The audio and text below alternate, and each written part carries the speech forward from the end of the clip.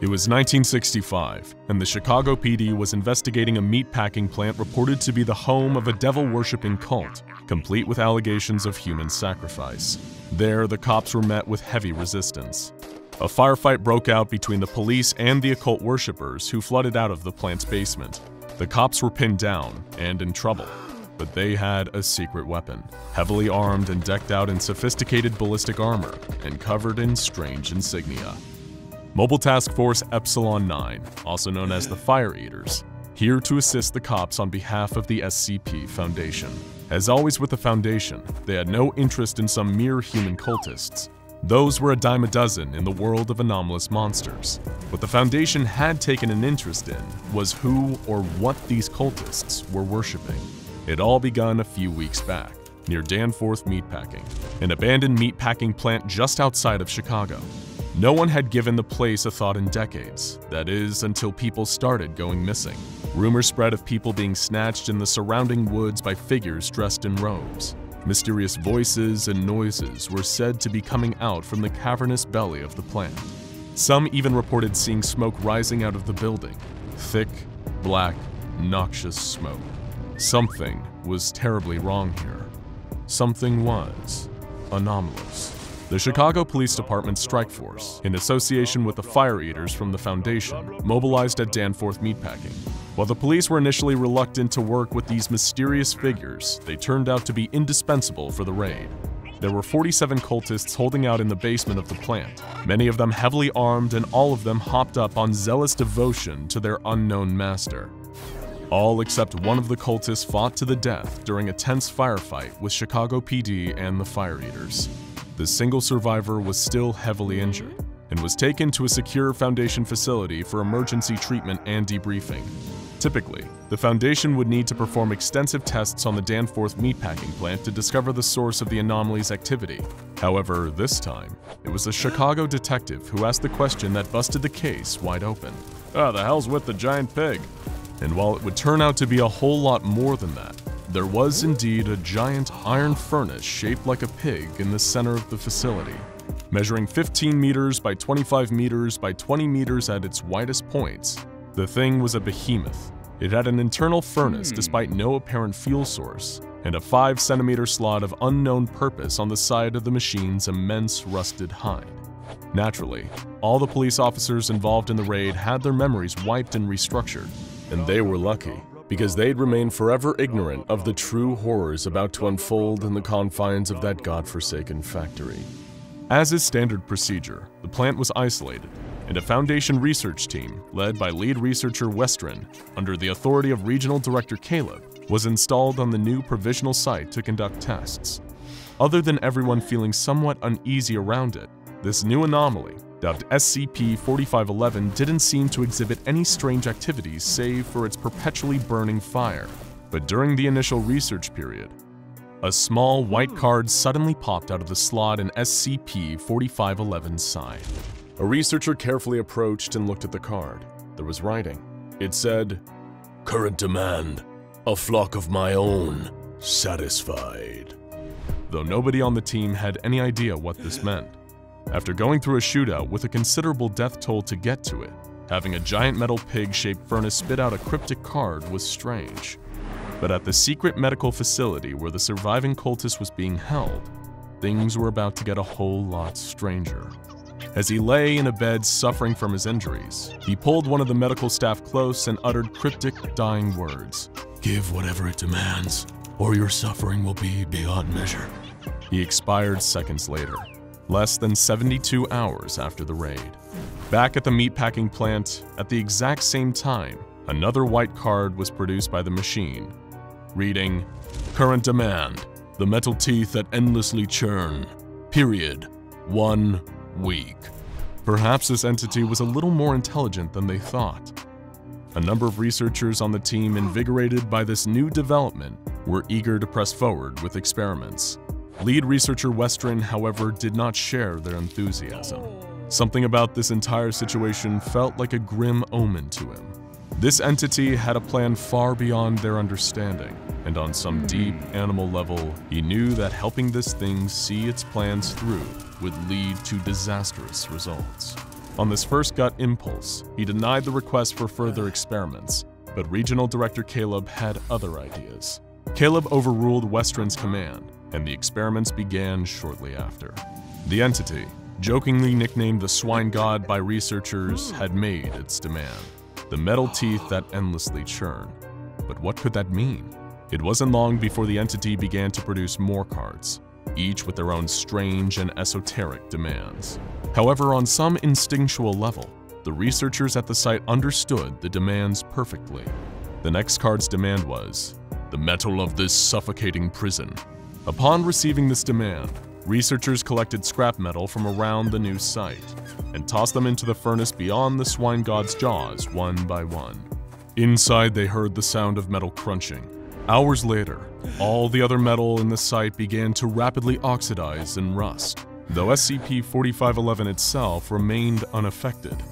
The card that came after delivered another simple request: oil to slicken my frozen joints. The researchers understood and procured 3 large barrels of oil and tossed them into the furnace. The entity let out a deep gurgle before shaking violently and expelling excess oil, rusted metal, and 2 domesticated pig femurs. It turns out that the Swine God had an appetite for pigs, as the next card that rumbled out of the machine bore the request: 2 of my children, made in my image, made in flesh. In response, the researchers provided the entity with 2 adult pigs. Just like the previous requests, they too were tossed into the fiery depths of the giant pig's mouth, from which came the horrible sounds of pigs squealing, and then a low, guttural gurgling. Next, the request was, the hooks used to hang my children's corpses. To satisfy this request, the researchers provided 17 meat hooks. In response, 4511 spat out a metal sphere at an extremely high velocity, killing observing Foundation Agent McHenry. For reasons that weren't apparent at the time, rather than giving Agent McHenry a proper burial, his body was also fed into the hungry machine. Lead researcher Westron's concerns were mounting, but that didn't amount to much now. 4511 had developed a taste for flesh, and the researchers were all too eager to obey its command. On the Swine God's order, it was fed a German Shepherd. An hour later, the entity spat out some teeth, 6 of which came from a dog and 1 from a human. More than once, it released a card with a blunt request: a worker for the line. The researchers knew exactly what this meant. It required a human sacrifice. SCP-4511 was given 2 D-Class personnel. One was flung back out seconds later, crunched and burned to death, with several internal organs missing. The other had a more mysterious and altogether upsetting fate. The second D-Class was heard screaming in the belly of the furnace for roughly 2 hours. 34 minutes later, a strange liquid was excreted by the machine. When the liquid was tested, they found trace amounts of chemicals like pig urine and motor oil, but most disturbing of all, human genetic material that was identical to that of lead researcher Westron. It seemed that the Swine God had finally taken an interest in him. After some final requests for large quantities of coal and even human children to fuel its fires, it made a request that sent the whole thing crashing down. The false foreman, delivered to my maw to prove your faith. Lead researcher Westron knew what this meant. They all did. The Swine God was demanding him in sacrifice. Lead researcher Westron tried to shut down the entire project, but the Swine God was faster than him. One of his own researchers shot Westron in the leg, as the others gathered round and forcibly restrained him. He tried to reason with his subordinates, but it didn't do him any good. The Swine God had crawled into all their minds and corrupted them. They were his servants now, and Westron was doomed. Despite his protests, the servants forced him into the mouth of SCP-4511, and after a little over 4 minutes of screaming, Westron was devoured just like all the other sacrifices. Upon receiving news of the horrors unfolding in the Danforth meatpacking plant, Regional Director Caleb declared the security of the site compromised and sent in Mobile Task Force Epsilon 11, aka the Nine-Tailed Fox. The 4 elite MTF soldiers were given the simple instruction to figure out exactly what had happened and to eliminate any potentially compromised Foundation staff members who'd fallen under the Swine God's power. When the team arrived, they realized just how far gone the whole place was. Almost everyone was dead, having been sacrificed to the machine, and the ones that were left were completely insane. They attacked the task force, shouting in their madness about how no matter what the Foundation does to them, it would be nothing compared to what it would do. It had them all under its rusty iron foot. The team was forced to fend off repeated attacks from the pig's devotees, and even found the powers of the swine god starting to affect their own minds. The beast was more powerful and dangerous than anyone had imagined. The trained Foundation researchers and guards had been transformed into the same cultists they'd fought to gain control of the building by the mind-bending power of the swine god. The MTF were forced to retreat and return with reinforcements to truly clean the place out. Once a slaughterhouse, always a slaughterhouse. At this point, Regional Director Caleb took personal responsibility over the casualties, since he'd been the one who signed off on the experiments in the first place.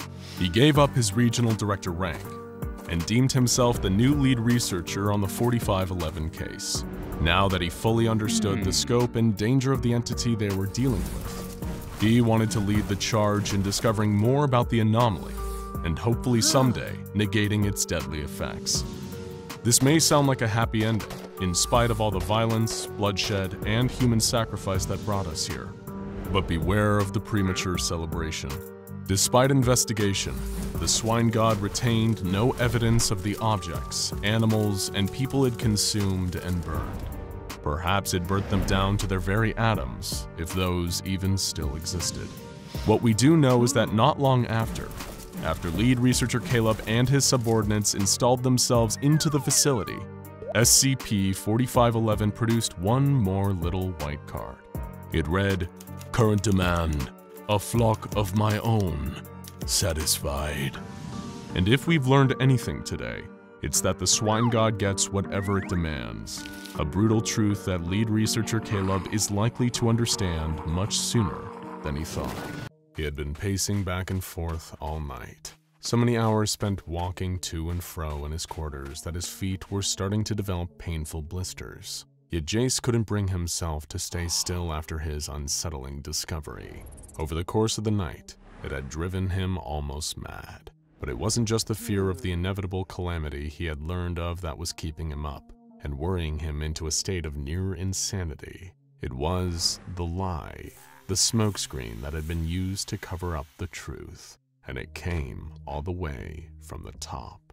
Jace Jacoby had been working as a researcher within the SCP Foundation for the better part of a decade. Sure, it wasn't an easy job at the best of times. In fact, it could be dirty, dangerous, and even downright deadly work. But Jace had learned to take comfort in the bigger picture, and it cultivated in him a loyalty for the Foundation and what they stood for. The reassuring knowledge that he was playing but one small part in protecting the world from anomalous threats usually helped him sleep a little easier at night. This was not one of those nights. Completely by accident, the researcher had learned of a terrible truth. He'd seen a lot of horrible things while working at the Foundation, from one horrific, endlessly regenerating omnicidal reptile to a monstrous creature comprised primarily of giant teeth protruding from its body. But what he had uncovered in the depths of the SCP Foundation's own archive terrified him for a whole different reason, because it seemed to undo every good thing Jace and all the other personnel had done in the name of the Foundation.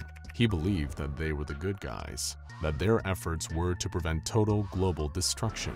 Instead, it turned out that they were just pawns. Being familiar with a whole filing cabinet's worth of special containment procedures for various anomalies, Jace was familiar with the term 220 Calabasas. He'd even almost been considered to receive high enough security clearance to be given the full details as to what it entailed. He was aware already that it was the name given to a process that was required to be performed by Foundation staff as a way to keep SCP-4317 actively contained. SCP-4317 was a wooden door leading to another dimension, or at least, it appeared to be. After accessing some restricted files, a suppressed secondary level of information hidden underneath the SCP-2317 entry, Jace discovered what was really going on. SCP-2317 was, in part, a door to another world, as its nickname suggested. But that wasn't the whole story. Beyond the door lay a barren salt plain, the only structures visible for miles being 7 identical stone pillars with ancient symbols carved into their surface. Frequently, a small group of Foundation personnel and security staff would be sent into SCP-4317, each one of them given a specific role to undertake as they performed 220 Calabasas. That process required for active containment was more like an occult ritual, involving holy water, an obsidian-edged knife, chants that invoked ancient powerful gods, and a chicken to act as a live sacrifice. If Jace had just learned those specifics of 220 Calabasas, he wouldn't have realized that the ritual was actually a phony, even a pretty convincing one at that. Buried beneath the pillars was chained something of unspeakable, unknowable power. It had gone by many names, each invoking a particularly nasty sense of trepidation. The Sire of Tyranny, Kural Irbrav, or simply the Devourer of Worlds. The 220 Calabasas ritual was supposedly a way to keep the beast locked below, to strengthen the 7 chains each latching the ancient monstrosity to the pillars above. Except it didn't. It was a smokescreen.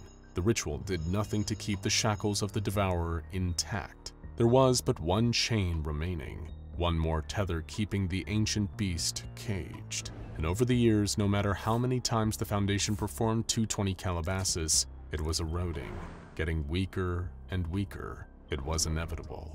The Devourer of Worlds would one day be free. And yet, that wasn't even the worst part about what Jace had uncovered. What could possibly be worse than learning an eldritch deity intent on unfurling doom couldn't be contained with the one method the Foundation had? Well, it was that the Foundation knew, and had known for a long time, that 220 Calabasas was nothing more than a charade, with all the effectiveness of a band-aid over a broken leg. As if that wasn't bad enough, Jace had traced the source of this cover-up right to the very top, to the highest operational level within the SCP Foundation's hierarchy. The O5 Council was responsible. They had known for a long time about the ineffectiveness of 220 Calabasas, and yet hadn't pursued any more permanent solutions to the looming threat posed by SCP-4317 and the Devourer. After a sleepless night, Jace could hold it in no longer. He had to tread carefully. Given how far up the chain this conspiracy went, it was hard to know who to trust. Something had to be done, that much was clear to him, whether that involved sealing or outright destroying SCP-4317. But if those tasked with overseeing the entire Foundation were in on this cover-up, then Jace had to be extremely careful about who he went to for help. There was only one person he was certain he could rely on, and share his findings with in secrecy. Senior researcher Ellis had long been a good friend of Jace's. In fact, he'd even go so far as to say Ellis was his only real friend within the Foundation. The more experienced member of personnel had practically mentored Jacoby from his earliest days as an SCP researcher. Ellis had helped him get to grips with certain difficult containment procedures, and even taken the fall for Jace after some of his early mistakes nearly caused a containment breach. Researcher Ellis's seniority meant he only got away with a metaphorical slap on the wrist. But most crucially for Jace right now, Ellis wasn't a high enough rank to be even close to any of the upper echelon Foundation doctors, like Dr. Bright or Dr. Gears. Nor was he senior enough to have any direct dealings with the O5 Council. If there was anyone working at the Foundation that Jace could possibly confide in about his findings regarding the truth behind SCP-4317 and 220 Calabasas, it was Ellis. And maybe, between them, the pair could put their heads together and avert the catastrophe of the Devourer's inevitable escape. Jace was nervously pacing back and forth while Ellis's eyes were glued to the terminal in his quarters. He had shown him a saved copy of the full archive entry on SCP-2317, detailing everything. Not just the steps required to perform 220 Calabasas, but the additional information about the ritual not working, and that the O5 Council knew it. After a long, painful wait for researcher Ellis to scan through the entire file, he leaned back from the terminal screen and sighed. "Well, this is hardly ideal," he stated matter-of-factly. "Hardly ideal?" Jace echoed, his fear of what all this meant manifesting itself as a frustrated outburst. "I think you might be underestimating it a little there, Ellis. This isn't just some mild inconvenience we've now got to live with. We're talking about the end of the world as we know it, XK class. And on top of that, the Council knows it's coming and are doing nothing about it. Instead, they're making these high-clearance personnel go and pointlessly slaughter chickens and recite meaningless prayers about 7 seals, 7 rings, 7 thrones for the Scarlet King. Jacoby, calm down, Ellis replied sternly. Let's talk about this rationally. For all we know, this file here could be a part of SCP-4317's containment procedures. That's what I'm saying. The procedure is ineffective, he argued. Let me finish, the senior researcher responded calmly. We know of dozens of other anomalies that employ infohazardous or mimetic effects, and sometimes it's not uncommon for entities of such nature, with capabilities to infect information itself, to be combated via the use of deliberate, necessary misinformation. This file might not even be an accurate description of SCP-4317. It could easily be a method for containing something else. No, that doesn't... Jace paused, holding his forehead. Sorry, all of this is giving me a headache. Could I trouble you for some water? Of course, Ellis answered. He got up from his seat and filled a plastic cup from a cooler in his quarters. While his back was turned, Jacoby didn't see Ellis slip something into the water. Thanks, Ellis, Jace said as he gulped down the whole cup. Like I was saying, that theory of it being a mimetic threat doesn't make sense. You've seen SCP-4317 from a distance. We both have. It's a physical dimensional gateway. I mean, a door to another world is literally its code name, for God's sake. Why would there be a real door with an intangible info hazard behind it? Ellis stroked his chin, pondering quietly. For a moment, Jace's vision seemed to get a little blurry, but he blinked it away. Okay, so if we take everything in the SCP-4317 file as gospel, then answer me this. What do you propose we do about it? His mentor asked. We have to think radically. Together, I think you and I need to come up with an alternate permanent solution to the impending threat posed by SCP-4317. Then we present it to the O5 Council, storm into their chamber if necessary, and demand them to implement it. The next 220 Calabasas is scheduled for a few hours from now. We need to bring them something that will actually work, not just that performative pantomime they put on as a smokescreen. Otherwise, Alice... Jace paused for a moment, hearing his own voice crack with despair. If we don't, the Devourer is going to destroy everything. You said the words permanent solution. Elaborate for me, please. Ellis responded. Look, I think we have only 2 options, the frightened researcher said. Jace noticed he was starting to feel drowsy, lightheaded even, needing to shake himself to stay upright and conscious. We either find a way to seal SCP-2317, or we destroy the door to another world outright. The 220 Calabasas procedure, ritual, they take a 1 kiloton nuke in case of containment failure, right? We detonate one of those inside the dimension, pray that it kills the Devourer worlds, then we shut the door and blow that up behind us too. Suddenly, Jace's legs gave out underneath him, like they couldn't support his body weight anymore. He landed on the floor with a thud, while Ellis loomed over him with a sympathetic look on his lined face. He drugged me? Jace barely managed to get the question out. I'm sorry, Jacoby, Ellis sighed. Believe me when I say I would have preferred to talk you out of these seditious thoughts, but duty to the Foundation comes first. You understand. The door opened, the heavy clomping of boots against the floor. Jace could barely turn to see the squad of security guards entering the room. They lifted his body up off the ground, getting limper by the second, and began dragging him out by his arms. With all his waning strength, he kicked and thrashed his legs as they trailed beneath him. Being taken away by the guards, Jace yelled for his mentor's help. He kept trying until his voice became slurred, imperceptible sounds, not even words anymore. The world around him started sinking into darkness, as whatever he'd been dosed with took full effect. As Jace was hauled off struggling, not once did Ellis dare to look him in the eye. Jace had no idea how much time had passed, only that he'd been chemically knocked unconscious for most of it. Opening his heavy eyelids, he had no idea where he was. The room around him was in pitch darkness. For a second, he'd wondered if he'd been executed by the Foundation and was currently dead, his consciousness trapped in an endless inky void. Then another concerning thought pushed its way into his head. Had they thrown him into the Devourer of Worlds prison? It was a cruel, callous move, even for the SCP Foundation, to offer Jace up as a sacrifice for daring to look further into the truth behind SCP-2317. A column of light cut through the dark from somewhere above him, gleaming down so bright that it was hard to look directly at it. The spotlight did little to illuminate the rest of the room. Although squinting in the dark, the researcher could detect the outlines of several figures sat in a circle facing him. 13 of them, to be exact, with one extra taking their seat. He was just awake enough to remember a crucial detail that explained where he was. There were 13 members of the O5 Council, along with one administrator. "Hello again, Researcher Jacoby," came a voice from one of the seats encircling him. "Tell us, do you know why you're here?" "You," Jay stuttered before his fear once again erupted in an explosive outburst. "You all knew about SCP-4317. You had us perform 220 Calabasas time and time again, knowing that it was doing nothing to keep the Devourer contained. If that creature gets loose, no, when it does, it will destroy everything and everyone. The Foundation is meant to contain anomalies, not pretend to.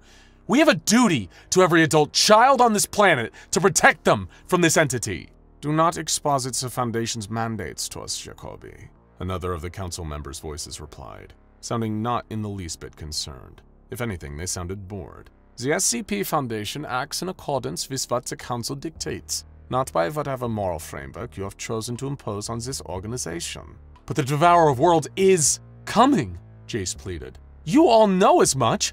I've seen it in the SCP-2317 file. Inevitable. You used that exact word." "We are aware of the threat faced by SCP-2317-K, or the Devourer as you called it," a third council member interjected. "But rest assured, at the time 220 Calabasas was established to provide an illusion of containment. We calculated it would take several decades for the final chain holding the creature to give way." "That time might have already elapsed," the researcher argued. "And in the meantime, we have no countermeasures prepared, no strategy, and the rest of the personnel have no idea that this threat is coming."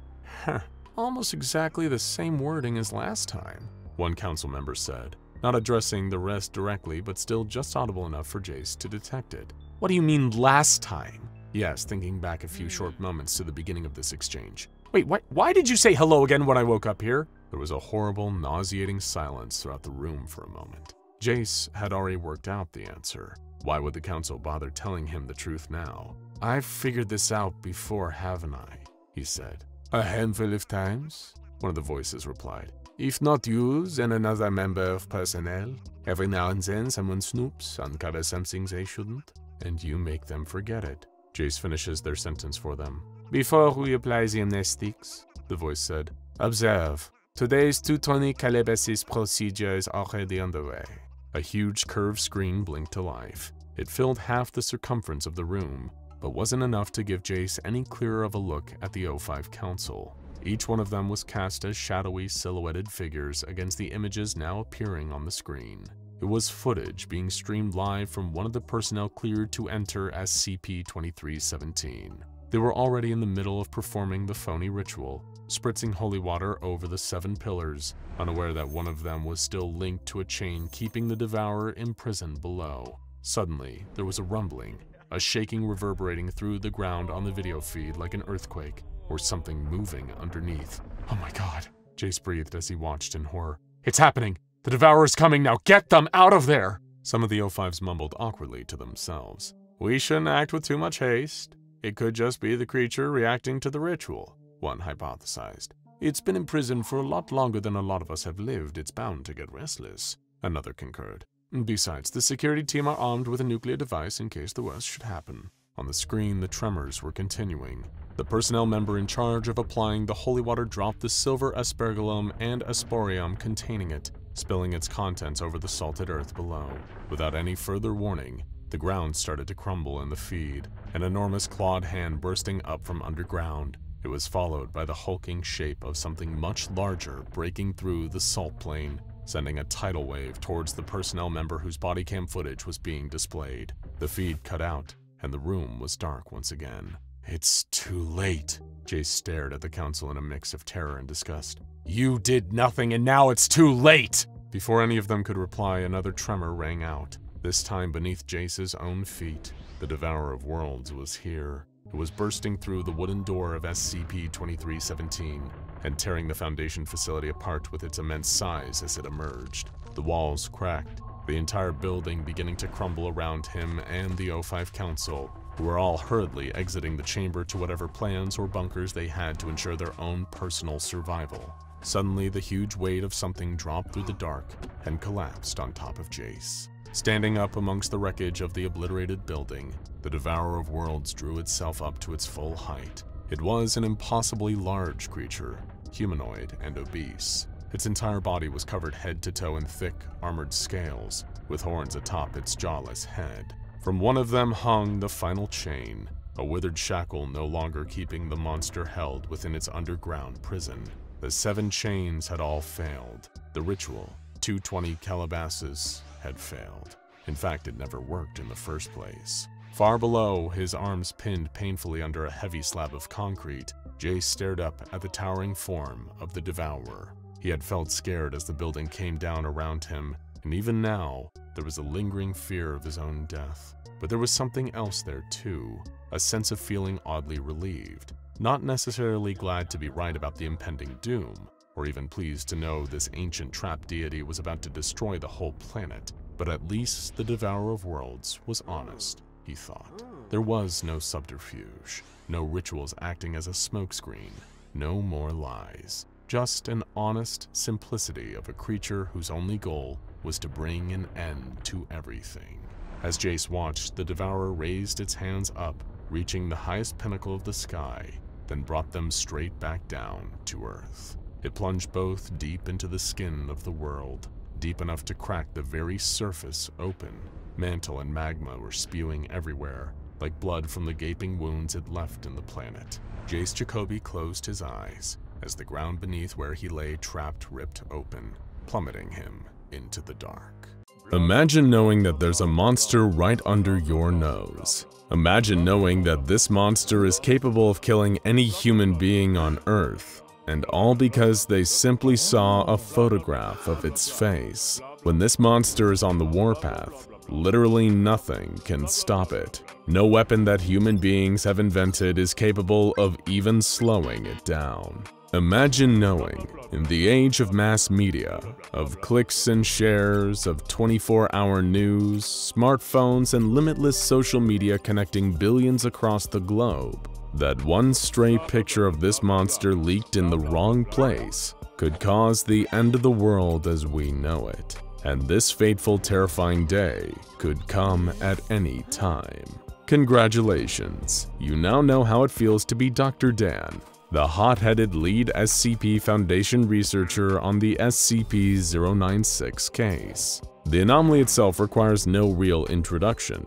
The infamous mass-murdering Shy Guy has haunted the nightmares of Foundation experts for years, but nobody is more haunted by this thing than Dr. Dan himself. For over a decade now, he has firmly believed that there's one solution to the 096 problem: termination with extreme prejudice. In his eyes, to think that 096 is ever truly contained is an illusion. They could never be sure of how many pictures of it are out there, floating around just waiting to be seen, like a time bomb waiting to go off. The resources spent containing it and cleaning up after its rampages, he would often argue, would be better spent instead figuring out how to finally kill it. But seeing as we're talking about the SCP Foundation here, not the Global Occult Coalition, the O5 Council didn't see it quite the same way. They constantly overturned Dr. Dan's termination requests, leaving the paranoid researcher more furious with each rejection. He tried to warn them again and again and again. Don't you see? It's like a stick of dynamite, and the fuse is already lit. If you don't let me put it out before it's too late, there won't even be anyone left to pick up the pieces. But his pleas fell on deaf ears. Until, of course, Incident 096-1-A. A dark and bloody day still looked back on with shame and horror by even the most hardened members of Foundation staff. It was the day that SCP-096 gave everyone a taste of the mass carnage it was truly capable of. Dr. Dan wasn't even there when Containment was first breached. He was off on an expedition in the snowy mountains where 096 was first found, trying to discover clues to its true origin. Dr. Dan's second-in-command, Dr. Alexei, was also lucky enough to be outside of the containment area when the Shy Guy escaped. According to interviews he gave at debriefing tribunals, he was in the break room, treating himself to a warm cup of joe.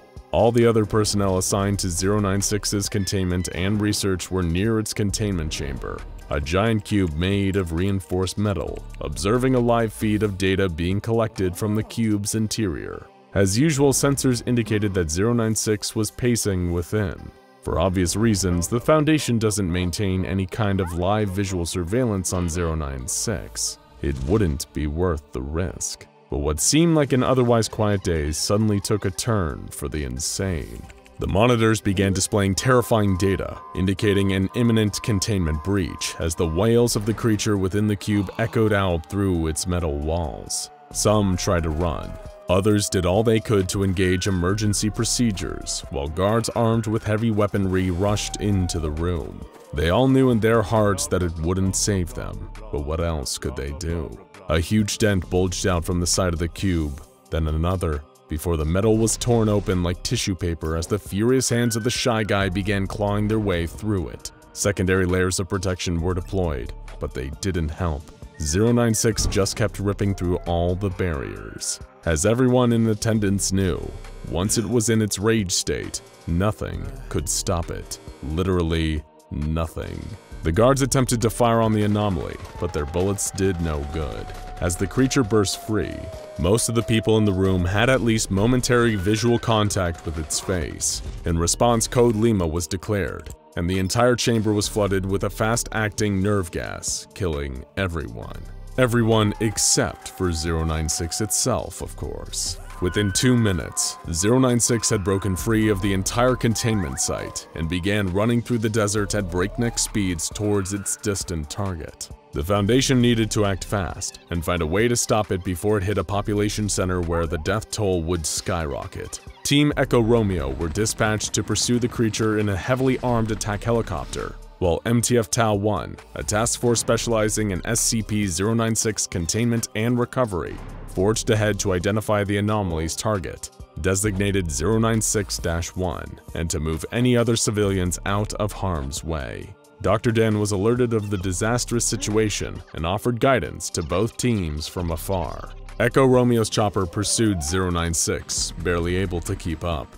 Dr. Dan recommended attempting to at least slow the creature down with heavy arms fire, even though he knew actually stopping it would be impossible. A member of the team used a modified XM500 anti-material rifle to fire several rounds at the creature, but even the shot that passed directly through its head appeared to have no effect on it. But at least they had a lock on its direction now. 096 always travels in a straight line, directly towards its target, smashing through any obstacles in its way. This means its intended direction is relatively easy to track, and people in the path of its trajectory are even easier to save. But it's a high-pressure job reserved for MTF Tau-1. Tau-1 passed over Echo Romeo and 096 in a series of 8 V-22 Ospreys, hoping beyond hope that they could outrun the creature, since there were several different towns in its direct path. But thanks once again to the one and only Dr. Dan, Echo Romeo and Tau-1 had a secret weapon that neither team had ever possessed before: Scramble. Scramble was an advanced computer program created by Dr. Dan with the help of Dr. Alexei, which was coded into microprocessors for modification into camera feeds and viewing goggles. The program had been fed intricate data concerning every single detail of 096's face, and as the name suggests, when encountering that visual data in real life, it scrambles it beyond recognition. In theory, it would make it far safer for operatives to be around SCP-096 without activating its rage state. In theory. It wasn't long before disaster struck. 096 had made its way onto I-40 and had begun attacking vehicles it encountered, killing the people inside. By this point, it had already outrun the Echo Romeo chopper, rendering them essentially useless. Tau-1 just had to forge ahead along 096's trajectory and try to get as many people out of the danger zone as possible, until 096-1 was located and destroyed by the anomaly. Years of training for an awful day like this had paid off, as the first 3 towns along 096's path were successfully evacuated. The Shy Guy just ran right through all of them, and no lives were lost. The same, however, could not be said for town number 4. As was standard procedure, Tau 1 had everyone in the town gathered up and blindfolded. The entire team in attendance had modified night vision goggles with scramble microprocessors, so in theory, they were better off than most from 096 if things went south. The Tau 1 members tried in vain to keep everybody in line. They were threatening to shoot anyone who dared to remove their blindfold when 096 finally appeared. It tripped during its approach, rolling and shattering through several houses. Chaos erupted. Some people instinctively removed their blindfolds to see what was going on, and panicked members of Tau 1 began firing into the crowd. The screams of the civilians and the bursts of gunfire were all drowned out by the horrific wailing of 096 itself, as it tore through everyone and everything to kill the unfortunate souls who had seen its face. And given how many had removed their blindfolds during the initial pandemonium, SCP-096 had a huge number of the townspeople on its list. 096 located and grabbed the original 096-1, the person that had first glimpsed its face and caused all of this. But in the grand scheme of things, he was just one more body on the pile that day. Though of course we mean this in a purely metaphorical sense. 096 never leaves entire bodies. The Foundation operatives in attendance were able to figure out what had caused all this madness and death. 096-1 had been an amateur mountaineer and spent his vacations hiking around any mountain ranges he could gain access to, including the mountain range that 096 had been inhabiting prior to its initial capture and containment. But he hadn't actually seen 096 on that fateful trip, which had been taken over a decade ago. But in a photograph taken that day of himself, standing on a picturesque mountainside, 096 made a cameo. It took up all of 4 pixels, a tiny off-white dot against the snow on the back right side of the photograph. This photograph, with all the deadly potency of an atom bomb, had been sitting there for years, waiting. When the mountaineer was looking through old photos that morning and his eyes passed over those few blurry pixels, he didn't have any idea that he had just laid his eyes on one of the most dangerous anomalies the world has ever seen. But you don't have to know. Only 096 does. As Tau 1, led by their commander Major Jack Wilford, tried to retake control of the situation, things got even worse. It turned out Dr. Dan's scramble technology, the one thing that was supposed to have given them an edge in this situation, didn't actually work. As soon as goggle-wearing members of the team laid eyes on 096, it entered its rage state and started massacring them. It tore many of the Mobile Task Force members to shreds, including a number of the operatives required for piloting the 8 Ospreys. It was a disaster of truly epic proportions, and the catastrophic failure of Dr. Dan's scramble technology was a key factor. The root of the technology's failure was easy enough to figure out. Dr. Dan's scramble microprocessors worked fast, but not fast enough. Fractions of a second glimpses of 096's face managed to get through, and that was more than enough to set 096 off. Echo Romeo and MTF Epsilon arrived shortly afterwards to clean up the mess. It'd been a disaster of such magnitude that even a CNN reporter arrived on the scene and started filming before being promptly shut down by Epsilon. It was a member of Echo Romeo that finally slipped the bag over a docile 096's head, preparing it for containment once again, the creature now content that it had eliminated all of the unfortunate souls who had seen its face. He'd found 096 sitting next to a minivan that had its roof ripped off, the young family inside being the last to have seen its face. And things were so awful in the aftermath of the containment breach that the O5 Council changed their tune, finally granting Dr. Dan permission to terminate 096 by any means necessary. It's terrifying to think that all this can unfold because of a couple of poorly timed accidents. But it's probably even more terrifying to consider that it wasn't an accident at all. It seemed awfully convenient that both Dr. Dan and Dr. Alexei were far from danger when all hell broke loose. It was also convenient that, despite the failure of his technology being a major reason why the breach was as deadly as it was, Dr. Dan had still come out of the situation with everything he wanted. The Foundation also found this strange, and the more they looked into it, the more they found details that didn't add up. Alibis began to fall apart. Coincidences didn't seem so coincidental, and eventually a weak link in the chain was identified: Dr. Alexei. Under pressure from the Foundation, Alexei spilled everything. Dr. Dan had essentially orchestrated the entire containment breach, and on top of that, he did everything he could to make it as deadly as possible, all with the purpose of getting the O5 Council to see things his way, and finally give him the permission he needed to devote all of the SCP-096 resources to its termination. But it came at a terrible price to Dr. Dan personally. For his crimes against the Foundation and humanity, he was permitted to try and figure out a way to terminate 096 once and for all. But as payment for his crimes, he himself would also be terminated as soon as his task was complete. Were the lives of all those innocent people, and Dr. Dan himself, worth the price of finally being authorized to terminate SCP-096? When asked why he did all of this, Dr. Dan simply said, "It worked. There was only a matter of time until that happened in a major population center, and its face spread over the world news. I can kill 096, but I've killed myself in the process." While we don't agree with his methods, there's something almost admirable about a person so single-mindedly devoted to their cause. Agent Ellen O'Connor was used to working normal cases in the Department of Analytics, or at least as normal as cases can be when you work for the SCP Foundation. This usually involved analyzing data and managing the Watchdog network for critical surveillance information. SCP sites and facilities were highly guarded, and major dangers usually stemmed from practical security failures that would be dealt with on-site by security teams. It was rare that she would be called down to investigate a high-priority case in person, but that's exactly what happened when she got an alert from the holding facility containing SCP-5002. SCP-5002 was not your usual specimen.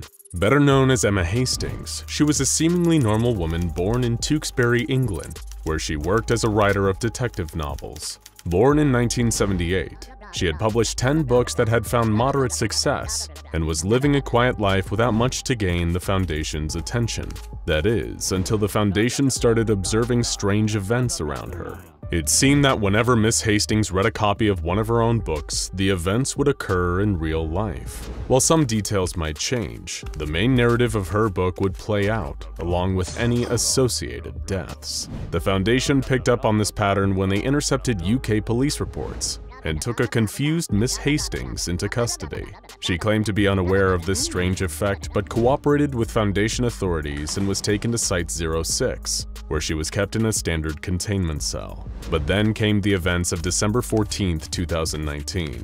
It was time for morning checks, and SCP-5002 was lying in bed, and she was dead. But what had killed her? The cell was locked with no signs of forced entry, and Agent O'Connor quickly obtained the electronic records that showed the cell had not been disrupted. Security cameras confirmed no unusual activity, and the facility's reality anchors that suppressed reality-altering powers were operational. There was no obvious explanation for SCP-5002's death, but something wasn't adding up. Agent O'Connor knew she needed to investigate everyone who could have been involved. Soon, Agent O'Connor had collected the entire crew of Site-06, Site Director Evelyn May, her Chief Medical Officer Dr. Nadine Grossenbacher, Senior Researcher Dr. Karen Yao, and her second-in-command Michael Simpson, Security Officer Lowry, and D-Class Personnel D-4986, who was currently stationed in Wing G under the supervision of Officer Lowry.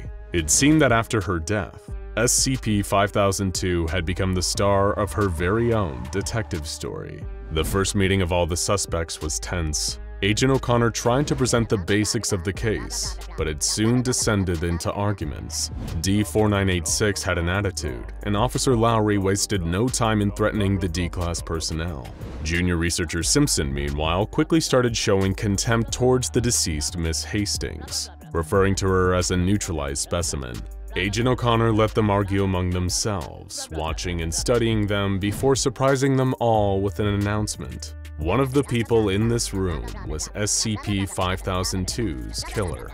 Agent O'Connor had already collected much of the material relevant to the case. She had all the police reports on the deaths linked to works by SCP-5002, including the 2017 unsolved murder of British grad student Kate Holloway. She had investigated the containment cell that SCP-5002 had been held in, including all the normal amenities and the unique ones she had been given, like her electronic typewriter, a bottle of whiskey, and a fully typed manuscript. It seemed that SCP-5002 hadn't let her containment stop her writing. Now it was time to start interviewing the suspects, starting with Officer Lowry. Officer Lowry started out friendly, but seemed to tense when it came to discussing the morning he discovered SCP-5002's body. He had been escorting D-4986, who had been kept in a spare containment chamber, to his standard duties and checked briefly on the specimens along the way. But when he jiggled the handle of the cell and no response came from Miss Hastings' chamber, he investigated. He could see that there was blood all over the blanket, and Officer Lowry, now accompanied by Dr. Yao, investigated the cell to determine what had happened. Chief Medical Officer Dr. Nadine Grossenbacher, recently promoted to her position, was next to be interrogated. She reported that SCP-5002 had been stabbed at least 10 times by a sharp object, but there were no signs of a struggle and no murder weapon was found in the cell. While Dr. Grossenbacher was helpful in explaining the cause of death and in pointing out that the site director seemed to have a special interest in SCP-5002, she was cagey when asked about her own whereabouts during the hours of 1 and 3 a.m., the likely time period during which SCP-5002 was killed. The picture was not getting any clearer for Agent O'Connor. Officer Lowry was brought back in for more questioning about the facility's security systems. It seemed like his shift was well covered, except for his smoke break that he took around 2 a.m., where he left every night and left the low-risk containment area unwatched. He had only been gone 15 minutes and swore that any security breaches were unlikely due to the need for high-level clearance. Lowry continued to cooperate, but was quickly becoming tense at being seen as a suspect. However, not everyone was as cooperative. A security alert soon went up. One of the suspects had tried to leave the facility. It was quickly identified as junior researcher Michael Simpson, and his place in the interrogation list moved up. He was belligerent and refused to give information about why he needed to leave and claimed to have an alibi. He was working on his thesis during the time of the murder. He confirmed Officer Lowry's story of trying to rouse SCP-5002 in the morning, but claimed to know nothing about a kitchen knife found in the staff kitchenette dishwasher, conveniently washed clean of any identifying substances. Agent O'Connor may have found the murder weapon, but the killer had covered their tracks. Junior researcher Simpson made one thing very clear. He did not like SCP-5002 and was not particularly sorry she was dead. He viewed all SCPs the same, as inhuman specimens unworthy of any respect. He had worked with her extensively in testing, but that didn't seem to change his mind. But he did have kind words for his supervisor, Dr. Yao, who had given him a copy of her keycard, giving him greater access to the facility. Agent O'Connor decided that she would need to look a little deeper into SCP-5002's history at the facility. A security video of a previous test of SCP-5002's abilities provided some new information, and it just so happened to involve Dr. Yao, Michael Simpson, Officer Lowry, and a new face, a female D-Class personnel with a classification of D-2825. The scientist would test SCP-5002's powers by having her write things down about D-2825 and then read them aloud, and then watch as D-2825 would act them out. They would primarily test this by using a machine with 2 buttons on it, one red and one green.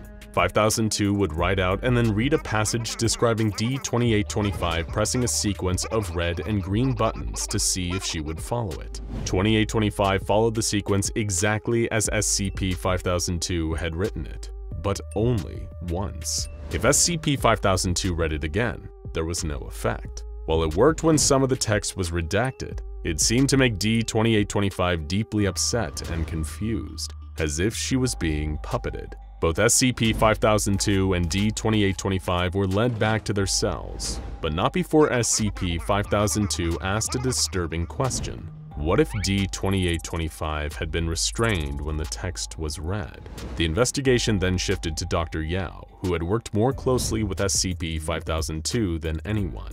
Agent O'Connor asked about the book SCP-5002 had written while in custody and was told that it was about the life of a D-Class personnel. Dr. Yao said that it had been very different from her normal works and ruled out one of Agent O'Connor's theories. There had been nothing in the book resembling the events of SCP-5002's death. She had not found a way to self-neutralize, but Dr. Yao did reveal a few important details. The whiskey found in SCP-5002's cell had not been authorized by her, and Michael Simpson had begun acting cold and hostile towards SCP-5002 several weeks into testing. She praised Dr. Grossenbacher, though, and her impressive work with D-2825 even after the D-Class suffered a mental breakdown. But there was one suspect that stood out in Dr. Yao's mind, and would soon become Agent O'Connor's next target. D-4986 had been hostile since the investigation began, more so than the average D-Class. Dr. Yao reported that he had smiled when he had saw that SCP-5002 was dead, and expressed that she got what she had coming. Agent O'Connor knew she needed to get the D-Class into an interrogation room, but first, she needed more information on him, starting with finding out why he was in Foundation custody. The incident report wasn't pretty. Several murder convictions with 3 others suspected, and all 10 deaths were by the same method: brutal stabbings. D-4986 immediately admitted that he was guilty of those murders and had no regrets, saying all his victims got what they had coming. But he claimed that he did not kill SCP-5002 despite wanting her dead. He had long hated SCP-5002 and Dr. Yao for using him as a puppet, forcing him to perform tasks against his will. While D-2825 had broken down, D-4986 was filled with rage. Was D-4986 truly innocent, or had he been used against his will one more time? Upon examining the residents of the site, Agent O'Connor decided to investigate another potential suspect, a fellow SCP. Better known as Robert Gates, this United Kingdom-born man's SCP number has been classified, but we know he possessed the ability to pass through solid objects and was in Foundation custody after using his ability to assault more than 30 women. Believed to be a dangerous criminal with antisocial personality disorder, he was kept under the influence of a reality anchor that neutralized his powers. But had he found a way to break free? Mr. Gates seemed to know more about the death of SCP-5002 than he should, and wasted no time taunting Agent O'Connor. He claimed to be able to leave whenever he wanted, despite past testing showing that he was safely confined. He claimed to be innocent of the murder and said he never interacted with or assaulted SCP-5002, but he worked very hard to put doubt in Agent O'Connor's mind. He wanted them to know that it was only a matter of time before he found his way out. There was only one person left who might be able to provide some insight about the whole affair. Director Evelyn May was a busy woman, and she had waited until last to be interviewed. She seemed preoccupied with other disasters, worried about the paperwork, but cooperated when Agent O'Connor wanted to review the data on the reality anchors for the site. As the interview went on, though, things became tense. Agent O'Connor mentioned that Simpson had been under pressure to produce results with SCP-5002, and Director May bristled at the implications. Agent O'Connor was able to get information out of Director May about her whereabouts at the time of the murder, though. She had been off-site meeting with a divorce attorney. There was something odd about that day, though. For some reason, she only learned SCP-5002 had been killed almost an hour later than her body was found. Why had Dr. Yao kept the events from her boss for so long? Agent O'Connor believed she was getting close to a conclusion, but she needed to dig deeper into Dr. Yao. The senior researcher seemed to have the closest bond to SCP-5002, and a look at a past interview confirmed this. They spent time talking about SCP-5002's new novel, and SCP-5002 revealed that she had some previous awareness of her abilities before being apprehended. They discussed her plans for the plot, and SCP-5002 expressed overall satisfaction with her living quarters. Agent O'Connor now had all the evidence she needed. It was time to gather the suspects. After Agent O'Connor brought all the players together, she revealed that she knew they all had been lying to her. Everyone except for D-4986. She had pinpointed weak spots in each of their stories. Officer Lowry had lied about his smoke break, having been gone longer than he said, and drinking in addition to smoking. When he realized his drinking on duty would be discovered, he had stashed the bottle in the one place he first had the opportunity, SCP-5002's cell. Director Main, meanwhile, had lied about her motivations. She was being blackmailed. She had been covering up the consistent failure of reality anchors around the facility, which had allowed a dangerous SCP to get loose. But Robert Gates's target had not been SCP-5002. It had been the unfortunate D-2825, who experienced a breakdown as a result. And the source of the blackmail had been one of the few other people with access to the statistics, Dr. Grossenbacher, whose quick promotion suddenly made a lot more sense. Dr. Grossenbacher didn't even know the full story, but Agent O'Connor did. The reality anchors weren't randomly malfunctioning, they were targeted.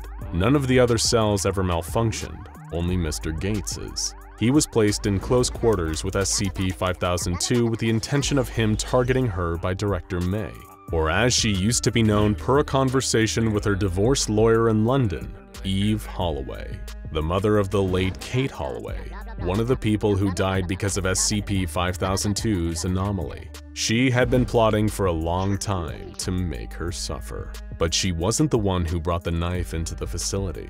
Agent O'Connor then turned to junior researcher Simpson, who had his own agenda.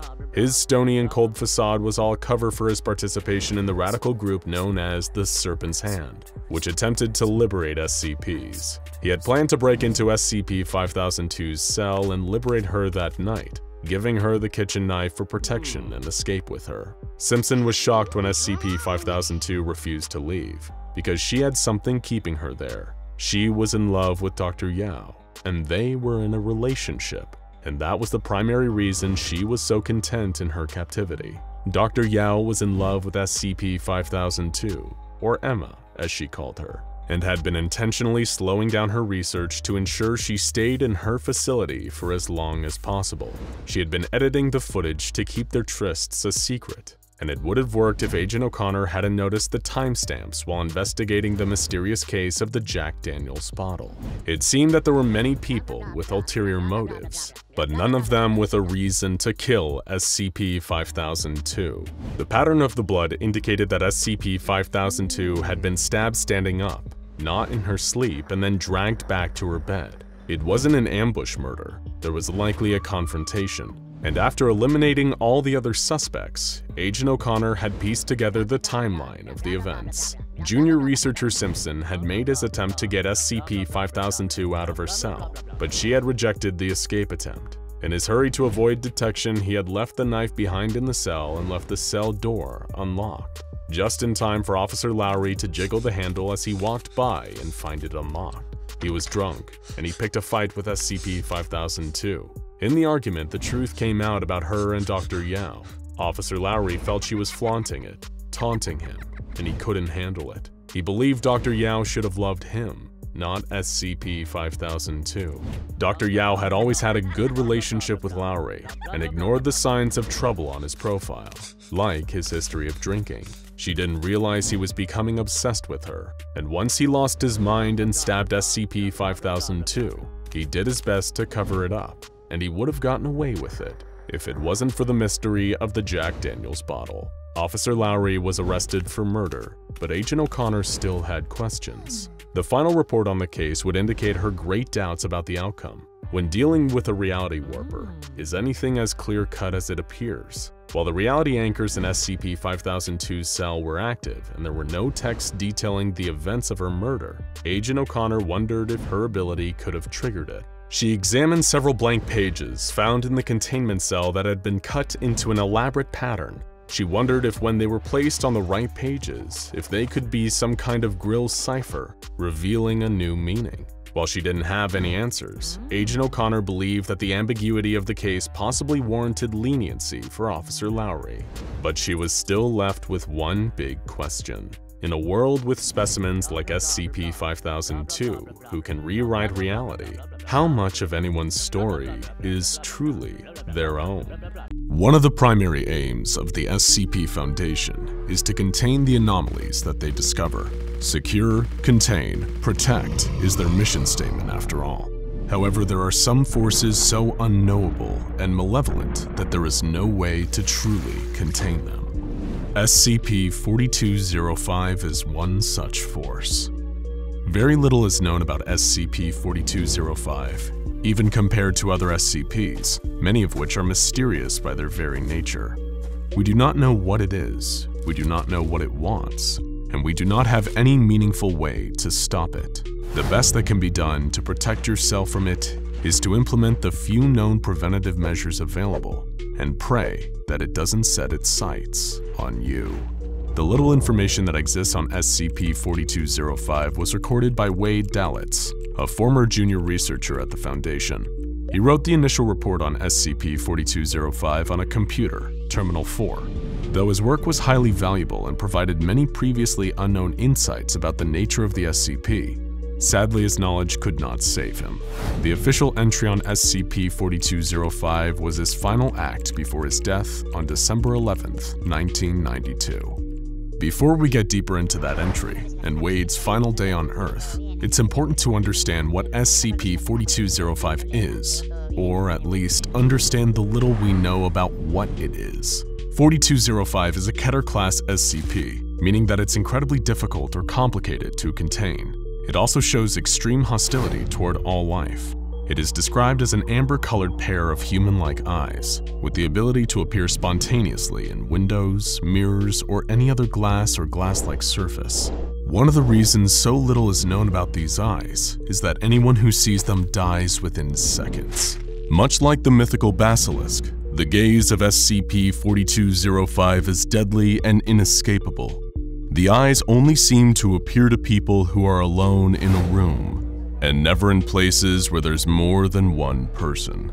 But aside from that, there is no way to predict where the eyes will appear. Since it is unknown if the eyes are part of a corporeal body or even present on this plane of reality, there is no way to contain them or stop them from killing. This brings us to that fateful day, December 11th, 1992. The day that the SCP Foundation would finally be given some tangible information on the mysterious amber eyes, at the cost of one of their researchers' lives. Wade Dalitz, a young man fresh out of his university studies, was brought on board as a junior researcher by Dr. Mark Forsyth, a senior researcher. Dr. Forsyth recruited Wade after giving a guest lecture at his university, and being impressed by Wade's keen observational skills, thirst for knowledge of the unexplained, and determination to understand that which seemed to defy explanation. After Wade graduated, he was recruited by Dr. Forsyth and given the position of junior researcher at the SCP Foundation, where he assisted Dr. Forsyth, now a site supervisor, in his research. After several months of working under Dr. Forsyth with minimal responsibilities, Wade was finally given the opportunity to write his first SCP report on SCP-4205. Following some initial documented appearances of 4205, Dr. Forsyth approved further research into the anomaly, with Wade appointed as the lead researcher on the subject. According to Wade's entry, he was responsible for the discovery of SCP-4205 when he spotted the anomaly in a window. Though later reviews of security footage determined that he was not the first person to observe the eyes, he did claim to be the first to observe them and live to tell the tale. In his writing on the subject, Wade is puzzled by the fact that he survived his encounter with SCP-4205 and wonders what could have set him apart from the others that fell victim to its gaze. He found himself frustrated as he documented SCP-4205, his rough drafts of reports dissolving into angry rants about his own incompetence. Wayne had difficulty adjusting to his new responsibilities, especially with the added element of his assigned subject's mysterious and volatile nature. In between his reports on SCP-4205, its previous appearances, and its effects on its victims, he wrote letters to his father, desperate for reassurance that he was not messing everything up, letters that would sadly go unsent. In his coverage of SCP-4205, Wade made note of a troubling reoccurring element in each victim's death. When medical professionals attempted to revive the victims, it was always noted that their brain activity stopped much more quickly than in cases of death by natural causes. When examined, all aspects of the body aside from the brain were completely unharmed. The brain, however, showed massive nerve damage in the amygdala, hippocampus, medial temporal lobe, and occipital lobe. The appearance of this brain trauma had been compared to the effects of electrical shock or a severe head injury. In addition to Wade, 6 other people on record encountered SCP-4205. Every encounter ended the same way, with sudden brain death and severe nerve damage immediately after viewing the eyes in a reflective surface. The first encounter occurred on January 5, 1990, when Deputy Liaison Genna viewed the eyes in a reflective glass one-way window. Security tape reveals that the eyes appeared in the window 8 minutes before the Deputy Liaison spotted them. As soon as he did, he fell from his chair and immediately died. Though the specifics varied from case to case, the end result of every encounter was the same, with none surviving long enough to relate what they had experienced, every encounter except Wade's. As he continued his documentation of SCP-4511, Wade's mental state quickly began to deteriorate, the process of his mind coming apart, and his thoughts giving way to confusion, fear, and anger at his own survival is documented in his reports on the SCP. He agonized over the questions of why he was able to survive gazing into the eyes of SCP-4205 when so many others had not. The question consumed him until he was unable to eat, sleep, or do anything but obsess over the SCP he was tasked with researching. As he became more agitated, he began to write about the eyes appearing to him again. On one occurrence, he attempted to touch them, and described the sensation like touching a balloon to your arm after it had been charged with static electricity. He continued to report seeing the eyes. The worst was when trying to sleep, during which he was overtaken by violent sleep paralysis and plagued with visions of the amber eyes. The only comfort Wade seemed to find was in memories of his loved ones. He wrote about his mother and his father, even as their memories grew foggier to him. He also mentioned a man by the name of Theodore Quayle, who he claimed was a researcher at the Foundation. Later fact-checking determined that this was not the case, and that Quayle must have been someone from Wade's past. He wrote about Quayle wistfully, mournfully, with words of love and loss, tormented by the sense that he was losing his grip on reality and everything he once held dear. As Wade descended deeper into a hell inside his own mind, he continued to mull over the questions of SCP-4205. Was there more to it than what was visible? Did it have a body? Why had he survived the encounter with it? And what did it want from him? He decided that those who had perished immediately were the lucky ones. They had escaped the torture that had overtaken his life. The eyes were everywhere now, watching him even as he attempted to unlock their secrets on a Foundation computer. He spoke to the eyes at one point, but refused to write down what they said to him. His last entry, his last thought, was a plea for Theodore Quayle's embrace. There is no more written about the research or about the eyes, only a simple, desperate need for a comfort that is long lost. Now is the part of our story where terror meets tragedy. Contrary to what Wade thought, and what was recorded in his final computer entries, he did not survive his brief brush with SCP-4205. The truth is that he spotted the amber eyes in the glass above his terminal monitor while recording the entry and died seconds later. Though his death was swift, it felt agonizingly slow, as revealed by his descent into panic and paranoia recorded in his writings.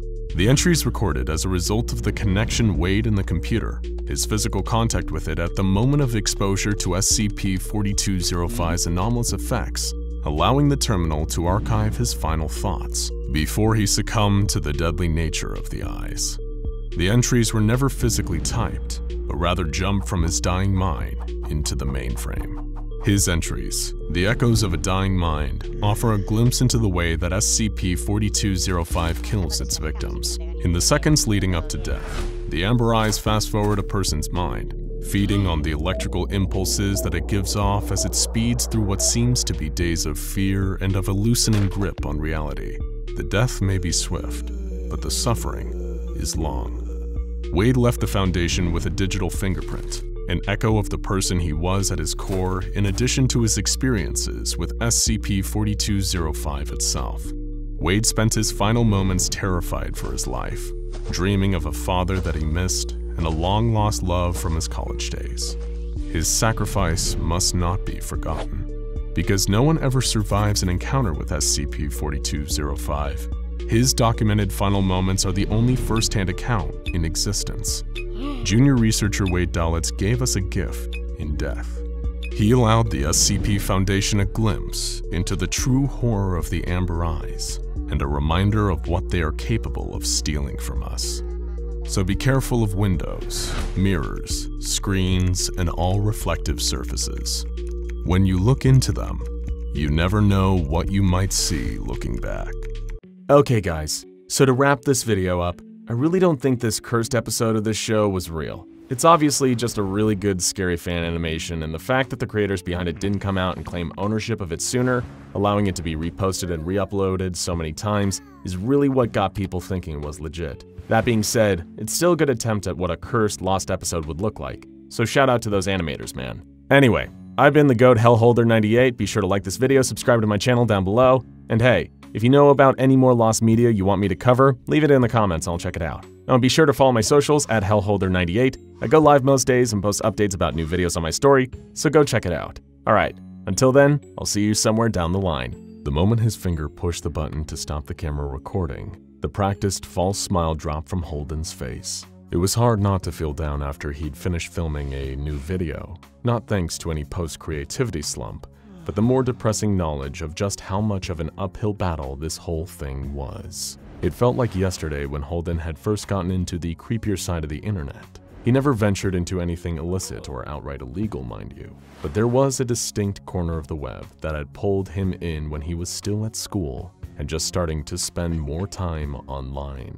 This part of the internet was filled with scary stories that were mostly fake or made up for likes, but that could have been real. There were unsettling animations, short clips that were hand-drawn to give people the creeps and keep them up at night. Not to mention a whole archive of public safety announcement videos, terrifying workplace and road safety warnings that used to be broadcast on TV and were as petrifying than the most acclaimed horror movies. Speaking of things that were broadcast to TV, that had gradually become Holden's specialty. One of his friends had sent him the link to a fictional account of someone who had supposedly uncovered an unaired episode of a Saturday morning kids cartoon. Or so this person claimed anyway. They went on to describe bizarre imagery, so intense and terrifying that it was unbefitting of a show for children. Then the person who made the original post explained how they got into contact with the show's creators via email to ask them about this cursed episode. The showrunner responded stating that the episode the poster had allegedly seen didn't even exist. To Holden, it didn't matter if the story was real or not. That wasn't the point. What was far more important was that it felt real. To him, it was plausible, even possible, that there were pieces of media out there in the world that had never seen the light of day. Episodes of TV shows or entire movies that were so wild and out there that they could have been banned and buried long before the dawn of the internet, wherein there was a record of everything and nothing was ever really lost. The idea of uncovering those lost pieces of media became Holden's primary hobby.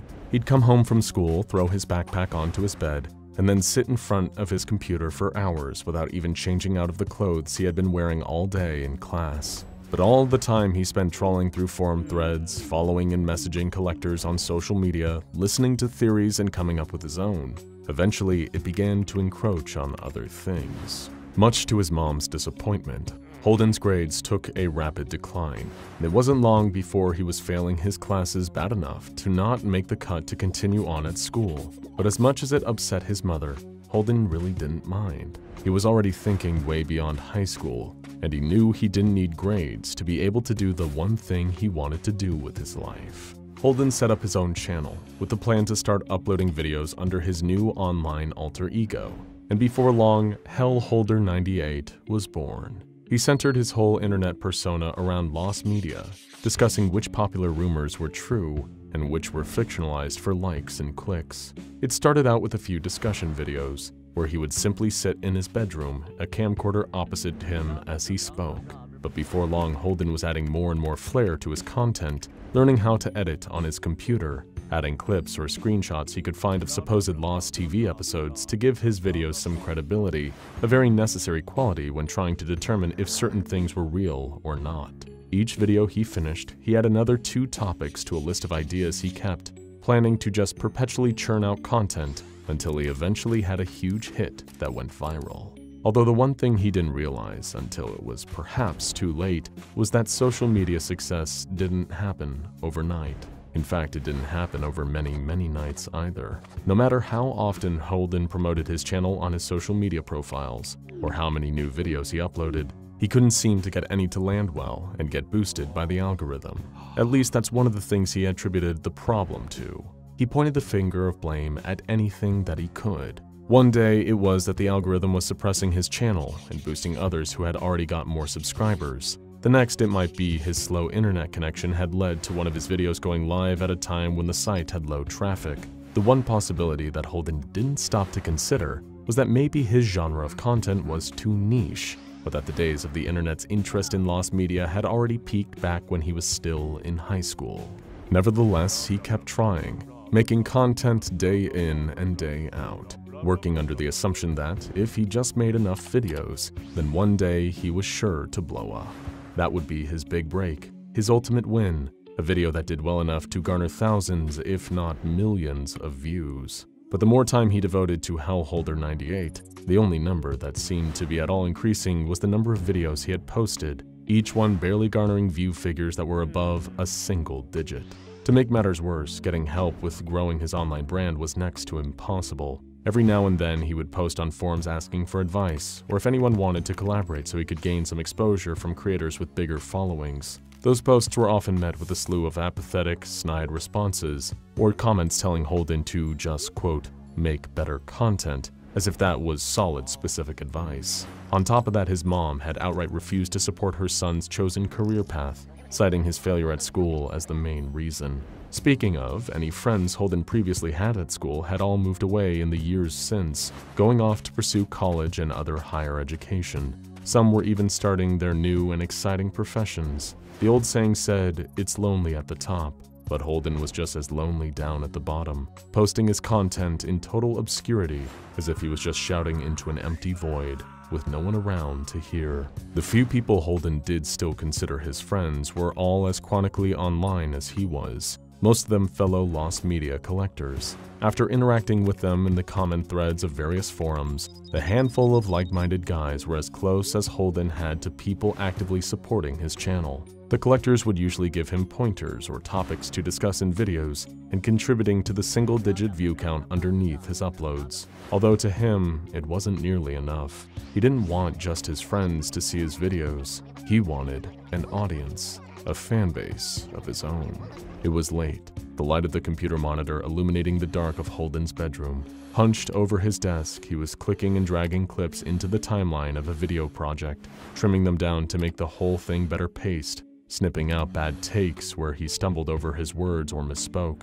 It was while editing that Holden noticed another screen lighting up on his desk, accompanied by a vibration, his phone. He reached for it, seeing a notification popped up on the lock screen.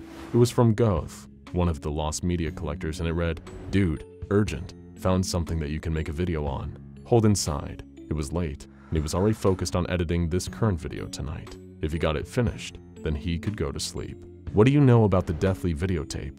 Goth asked in a second message, before Holden even had a chance to open it first. "The what?" he replied bluntly, before sending another text saying, "Can't this wait until the morning? I'm trying to edit." "If you don't act fast, it'll be gone forever," came the response only a second later, followed by a link. Lethargically, Holden tapped the hyperlink Goth had sent, his phone opening up its browser and displaying the web page. It was a buy and sell website, one of those places where people offloaded junk they didn't want anymore to strangers for a bit of extra cash. The page in question showed a few grainy photos taken on a phone of a small rectangular object in someone's hand. "What is that?" Holden asked. "It's a videotape, bonehead," Goth fired back. Although they'd never met in person, Holden always got the sense his friend was a little older than he was. Looking back on the seller's ad, it was for a second-hand Sony Color Collection 60 to 90-minute mini DV videotape, a type of cassette used in a lot of old handheld recording cameras. "So what?" Holden asked in another text. "Look, there have been rumors for ages about something called the deathly videotape," Goth replied in a series of rapid-fire messages. "It used to be all the rage on a lot of old lost media forums, the real nasty ones before they got shut down. Supposedly, there's a recording on this tape of some kind of live show, except when you put it in your VCR and press play, you see something horrible. Nobody even knows if it's real or just a legend." "How do you know this is the same tape?" Holden queried. By now, he had typed out the same link on his computer and was looking at the for sale page on the bigger screen while he texted back and forth with Goth. "Read the item description," he answered. Holden's eyes scanned down the page, finding a short message from the seller. "To anyone interested, I'm giving this old mini DV tape away. I don't know where I got it or why I watched it, but I wish I hadn't. It had ruined everything for me. It's impossible to enjoy anything else now that I've seen what's on it. Let me make this clear, I am not selling this tape, I'm giving it away free of charge. I hope that getting rid of it will help. Sounds ominous, Holden texted. If you're so sure if this is the deathly videotape, then why don't you get it? Keep reading, Goth responded. Underneath the item description was another note that the seller had written. Please note, I am unable to leave my town at present, nor can I mail this tape to anyone even if you pay postage. Collection only. If you are interested, please contact me at the following address. Below was an address. It was in Holden's hometown, only a few streets away from where he and his mom lived. This could be it, dude. Came another slew of messages from Goth. You buy this tape and make a video recording, then you might finally go viral. But you better be quick before someone goes and picks it up thinking it's just an ordinary tape. Holden looks back at the address, double-checking where it was. At most, it'd take a quick walk there and back, he thought. And if this tape was as elusive as Goth said it was, then owning it would mean Holden would be the only one who could make a video featuring it.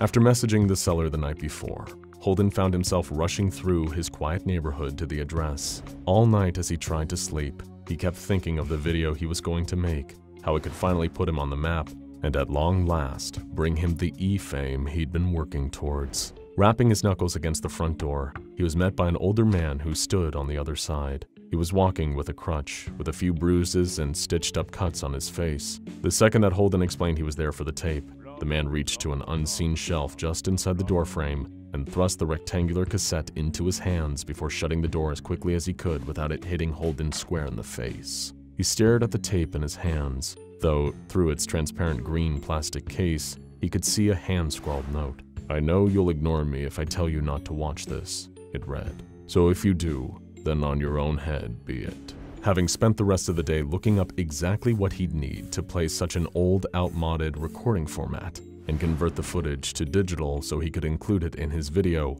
Holden had retrieved his mom's old VHS player from the attic, wiping the thick layer of dust off of it. It took a while for him to get everything ready to go, not just finding the right adapters and cables to hook the VCR up to his TV, as well as linking that to his computer, plus angling his camera right, and making sure the ring light he'd bought for filming was putting enough focus on his face. After the substantial prep, Holden took a deep breath, summoning up the faux excitement and staged smile before he hit the record button on his camera. What's up guys, it's Hellholder98 here. Now today I've got a real treat for you all. So my friend Goth, shout out to him, told me that a while ago there was talk about something called the Deathly Videotape. We found a mini DV tape that we think might be that very same tape, so we're gonna watch it and see if it's legit. Dropping his persona as his face turned away from the camera, Holden punched the play button on the VHS player, his eyes glued to the TV screen as the camera's lens was fixated on him. Okay, nothing so far, he observed, met with nothing but a blank, black screen. Suddenly, after 12 seconds of nothing, the playback started instantly, and Holden started relaying what he was seeing on the tape to the camera. There was no sound, either because the recording on the videotape was filmed that way or Holden hadn't properly figured out how to hook it up to the VHS. The video itself showed a recording of Sesame Street live, and for the most part just seemed pretty underwhelming. Characters were up on stage, their puppeteers managing to stay out of sight as they entertained their young audience. After 2.5 minutes, Holden was starting to feel like he'd gone to all this effort over what seemed to just be someone's old, unwanted home video.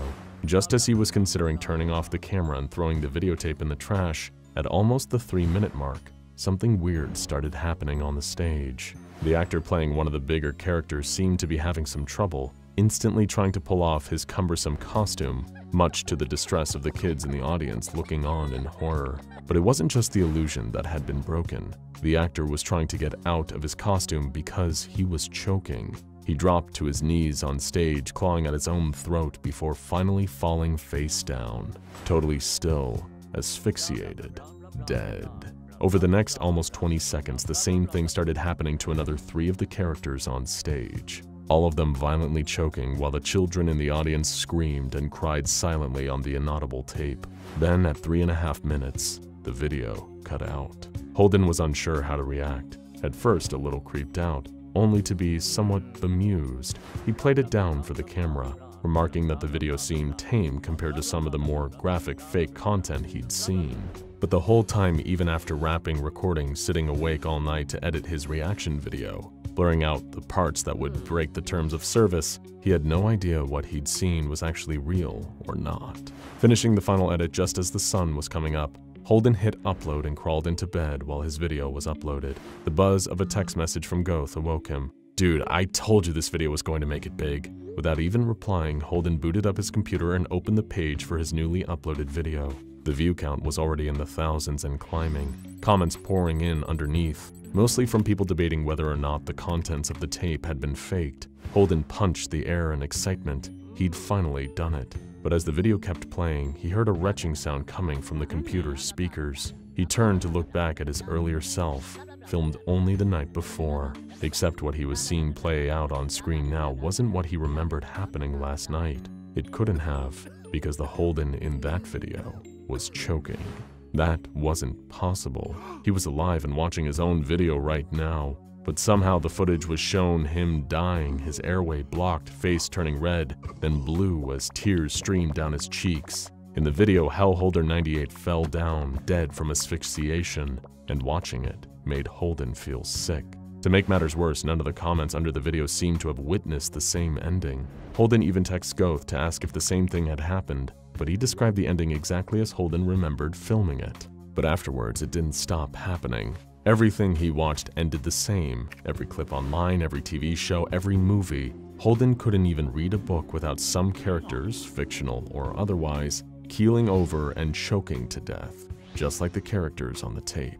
He barely had time to acknowledge the hits his reaction to the deathly videotape were getting. He was too busy trying to figure out why he couldn't stop seeing people dying the exact same way, even himself when he watched back his old Hellholder 98 videos. Reacting to the deathly videotape garnered a respectable 3 million views, but Hellholder 98 never uploaded again afterwards. His channel went silent, remembered only as a one-hit wonder until the video and the entire channel were taken down. Holden was never reported missing.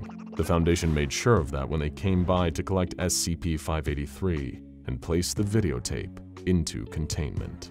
From the Garden of Eden to the top corner of your English teacher's desk, apples have played an equal role in history's most remarkable days and also its most mundane.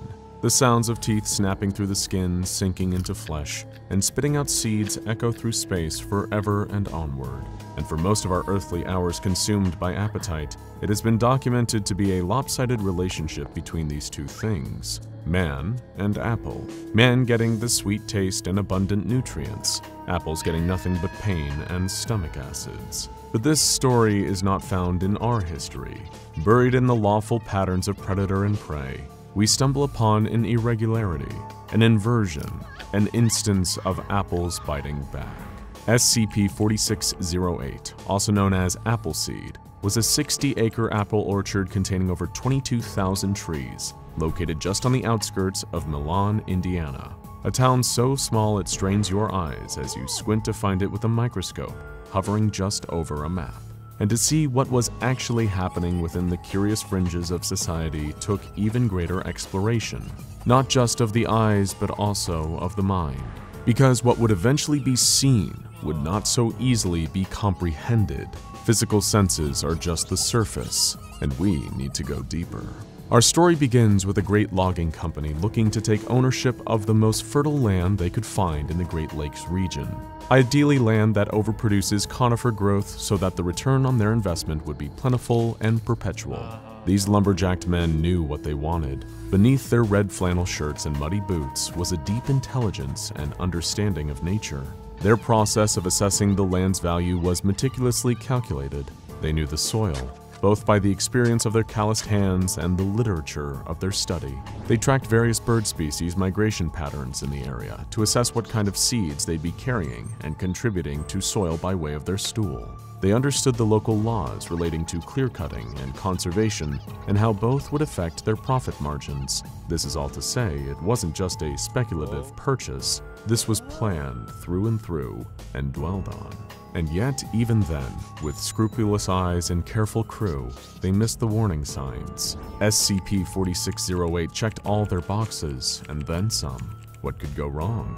And so they acquired the land, unwittingly purchasing the peril that came with it. On the first day of owning the property, one crew member noticed the branches did not sway in the same direction as the wind blew. He noticed the leaves didn't float down in agreement with their feathery weight, but rather crashed to the soil like two-dimensional anvils and grand pianos. The roots were not ones you simply trip over. Instead, it seemed as if they stuck their leg out to trip you. When birds perched themselves up high and sang their songs, their cadence carried all the eeriness of an SOS. With all this said, he was happy to have acquired the land, and having already picked up and moved his family from the West Coast to now live and work out in Milan, Indiana, he decided it was best to look past his concerns. After all, it was the first day on the new site, and excitement was in the air, but with it also an amorphous, anxious energy. During the first logging expedition within SCP-4608, this same member of the crew hiked the grounds to better familiarize himself with the environment he'd be working on, hoping that if he managed the land properly and extracted the lumber as efficiently as his late father did, he would be able to help build the business and give his children the life he always promised them. He brought with him his notepad and took detailed records of his surroundings. He figured to achieve his goals and sustain long-term yields, he'd have to cooperate with his environment, but he never questioned if his environment wanted to cooperate with him. Would this question have changed the course of action? Or is brooding on the preference of plants an empty gesture, best left for hippies at Woodstock? Either way, the orchard let it be known how it felt about a collaboration when hours later, the man was found dead. It was first believed by his coworkers to be a result of a safety equipment malfunction. Maybe it was a simple matter of thinking the skidder was in park when it was really in neutral. Maybe the knuckle boom loader went on the fritz how it does when the humidity ramps up. Maybe machinery really was to blame, in which case you call it a fluke and ask no more. After all, there's only so many questions you can ask a robot. But initial belief is a fickle thing, and it wasn't long until first impressions were called into question by the courts of critical thinking. The questions of the crew, however, only rang briefly, because shortly after the first death fell a sequence of others. In a matter of days, all of the remaining crew members were declared dead or missing, a word reserved for search parties still clinging to hope, a hot potato they would have been wise to abandon. For while it was hope that brought these search parties together, it was hope that sent them off, never to be seen again. The Foundation was then alerted to the occurrences surrounding SCP-4608 by police reports accompanied by a photograph of an SCP-4608-1, an organism consisting of unidentified plant-like muscular structures and a periderm resembling those found on common hardwoods. From the photograph alone, it was clear that this 3-meter-tall organism was capable of committing the violence recently endured.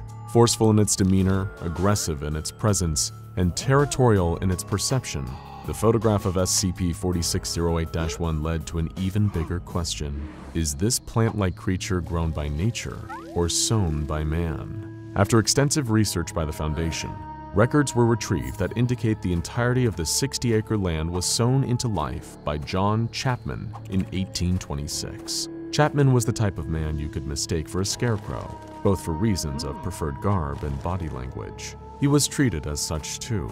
His personal space was respected, maybe too much. He spent his life alone, only accompanied and comforted by the things he planted.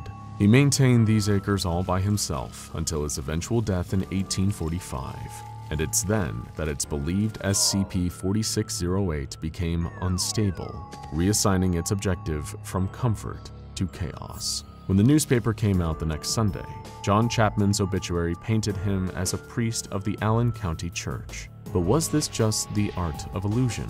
For as far as we know, no records of a chapel or congregation exist. A quiet choir, indeed. Come to think of it, it seems that everything within this 60-acre orchard was destined to be silenced one way or another, by violent force or even by conscious decision-making.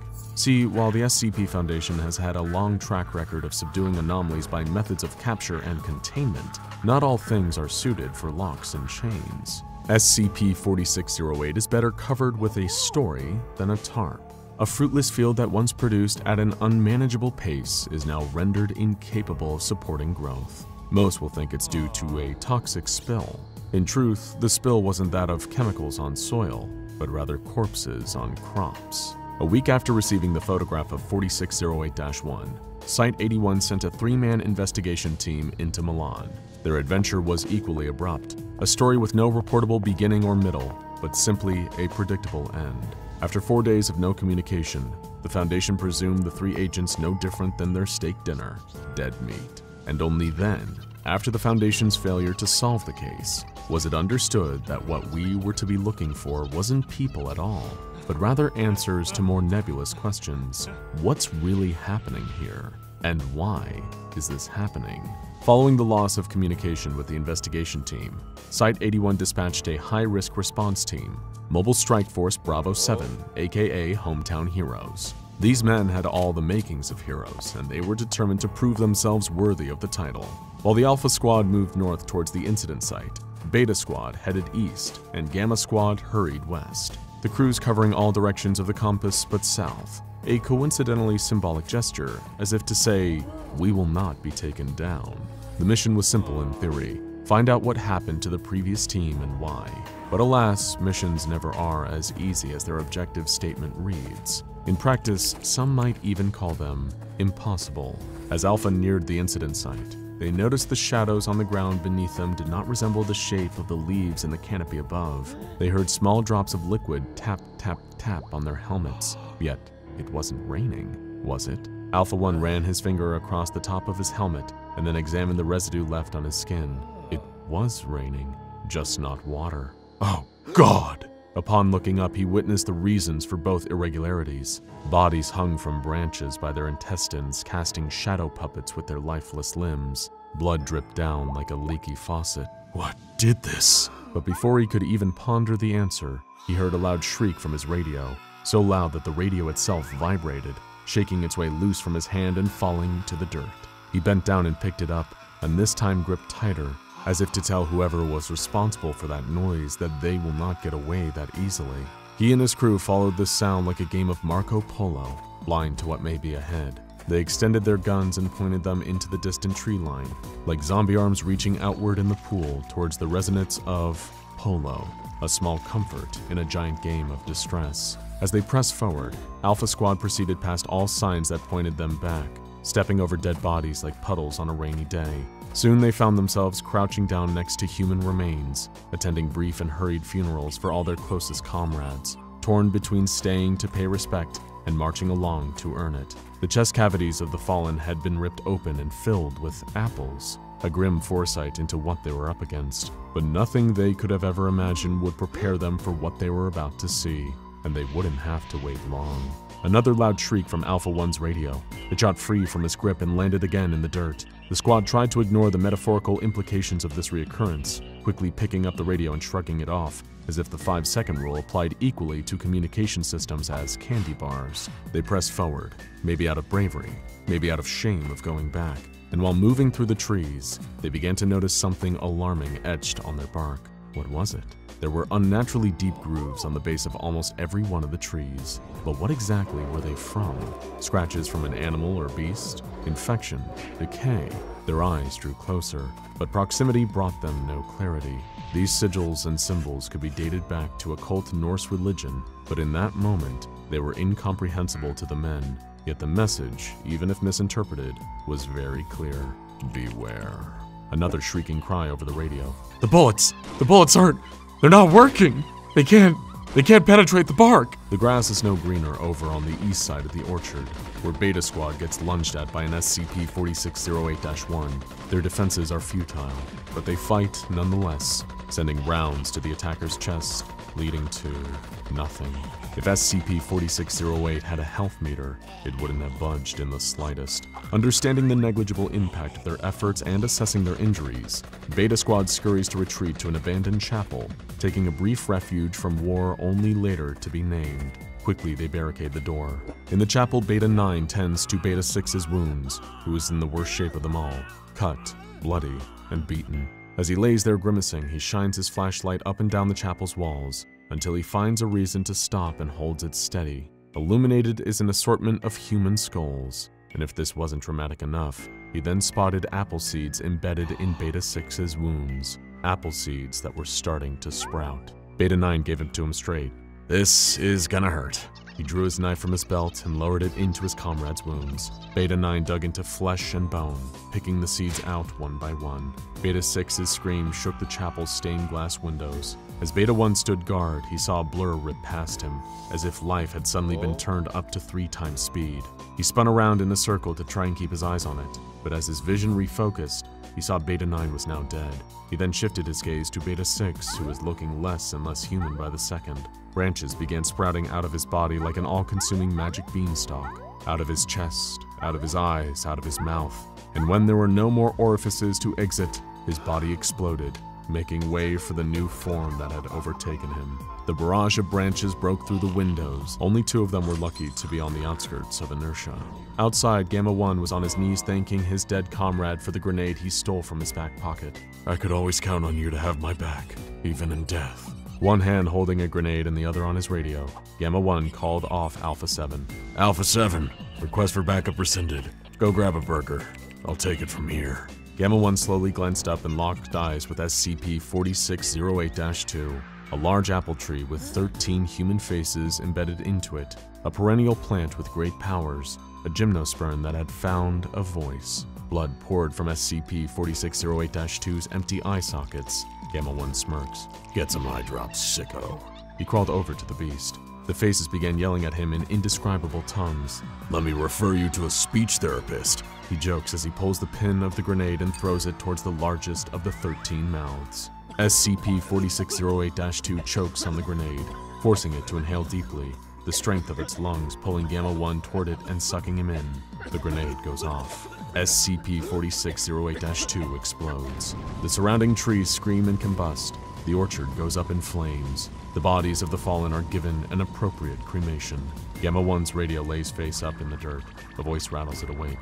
It's Alpha-7. "Gamma-1! Gamma-1, are you there? Can you hear me? Please, please, it's Alpha-7. Please. Gamma-1?" On October 16th, 1947, Gamma-1 was recovered by the Allen County Fire Department, unconscious and suffering from exhaustion and smoke inhalation. The Site-81 concealment team took control of the situation and quarantined the area using the cover story of a toxic chemical hazard. The members of MTF Bravo 7 were posthumously awarded the Foundation Star for their efforts during the neutralization of SCP-4608. And so the one question that remains is, how? How did SCP-4608-1 become so dangerous? And how did its danger slip by for so many years? Is its volatility by nature, design, or consequence? Could it be that the Foundation failed to understand the complexity of this creation? During Chapman's lifetime, there were no accidents or fatalities coming from SCP-4608. Yet, there is no reason to believe that SCP-4608-1 wasn't always capable of harm. Maybe it always was capable of mass murders, but simply had no reason to kill. What if the logging company never stepped foot on that land, never brought out their sharp blades and heavy machinery? What if this perilous orchard was in fact docile but provoked? What if the proverbial tree only falls in the woods when we force our philosophy on it? Though SCP-4608-2 spoke in unidentifiable sounds, the noises were always recognized and recorded as language. It spoke with intent, even if misunderstood. What it screamed is still unclear. Were they pleas for help, or messages of hate? And would one even be worse than the other? John Chapman might argue when facing heavy machinery and trained artillery, would raising your voice even be a moral decision at all? Is fight or flight imbued not just in blood, but also in bark? Russell's back was pressed against the wall, his shuddering hands gripping the fire axe. The low emergency lighting filling the corridor indicated the lockdown was still in effect, although that was simultaneously a blessing and a curse. Sure, it meant that thing couldn't get out, hopefully, but it also meant that Russell was stuck in the wing of the facility with it. He had no idea if anyone else was left. He hadn't seen what had happened to Carpenter. Maybe it got him, or perhaps he had managed to give it the slip at the last second. There was no way of knowing for sure. It had all started so simply, so innocently, and with such noble intentions. If he had known it would lead to all this madness, Russell would have never put his name down on the request form. The SCP Foundation had been working on a way to neutralize or cure SCP-610 for what felt like forever. To one team of scientists, the infamously so-called flesh that hates was a fascinating organism. It was a highly contagious sarkic skin disease, isolated entirely within the small area of Siberia.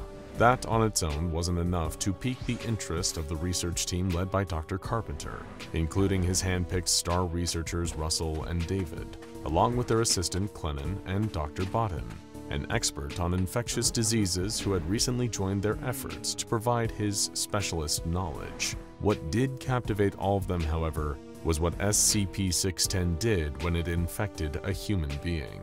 The disease would trigger aggressive and uncontrollable mutations within its infected and could virtually rewrite their entire physiology in a heartbeat. The flesh that hates was capable of transforming a person's body into a horrifying fleshy mass of limbs and matter that barely resembled a human being anymore.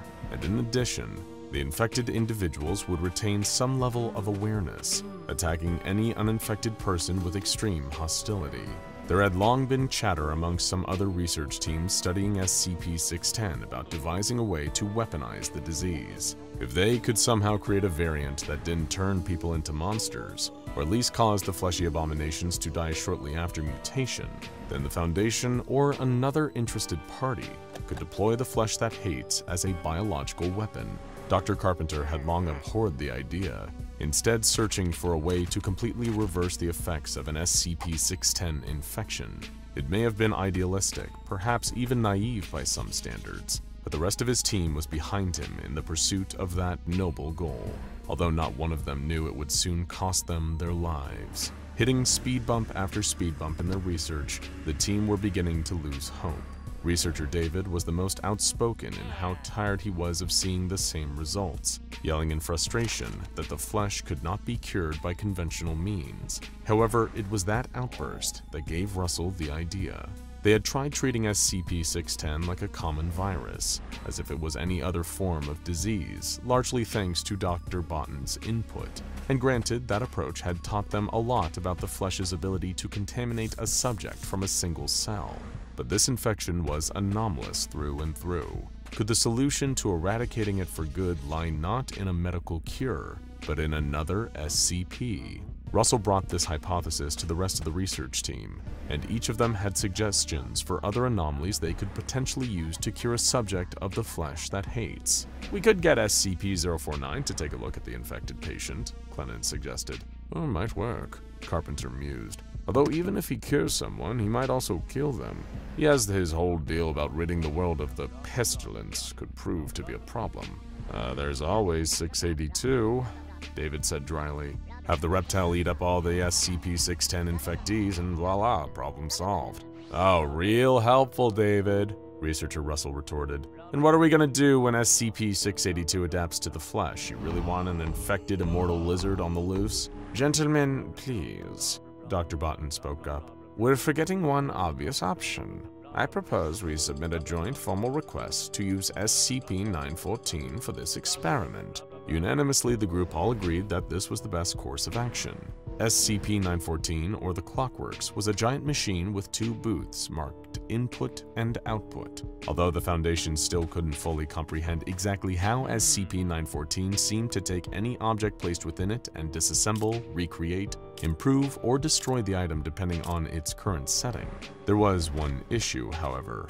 A prior failed experiment wherein a D-class was placed in SCP-914 had led to some pretty disastrous consequences. As a result, ever since, no organic matter was to be placed within the Clockworks, a rule that the team's experiment with the flesh would breach. Still, they pressed on, each of the 5 researchers signing their request to utilize SCP-914 before it was submitted to the Foundation higher-ups. Within hours, the request was denied, but the team was determined that SCP-914 could be the key to solving the Foundation's long-standing issue with SCP-610. Dr. Carpenter repealed the decision, urging the higher-ups to reconsider. He argued that this flouting of the no organic matter rule was necessary to potentially rid the world of the flesh that hates. After a few days of consideration, the request was finally, fatefully, granted. The team went to work immediately, requisitioning 2 test subjects, both of which had suffered SCP-610 infections and were horribly mutated.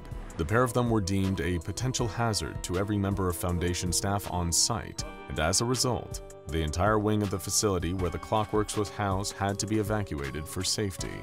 Dressed in biohazard suits to protect themselves, the researchers used an electric cattle prod to coax the first flesh specimen into the input chamber of SCP-914. This was the test run.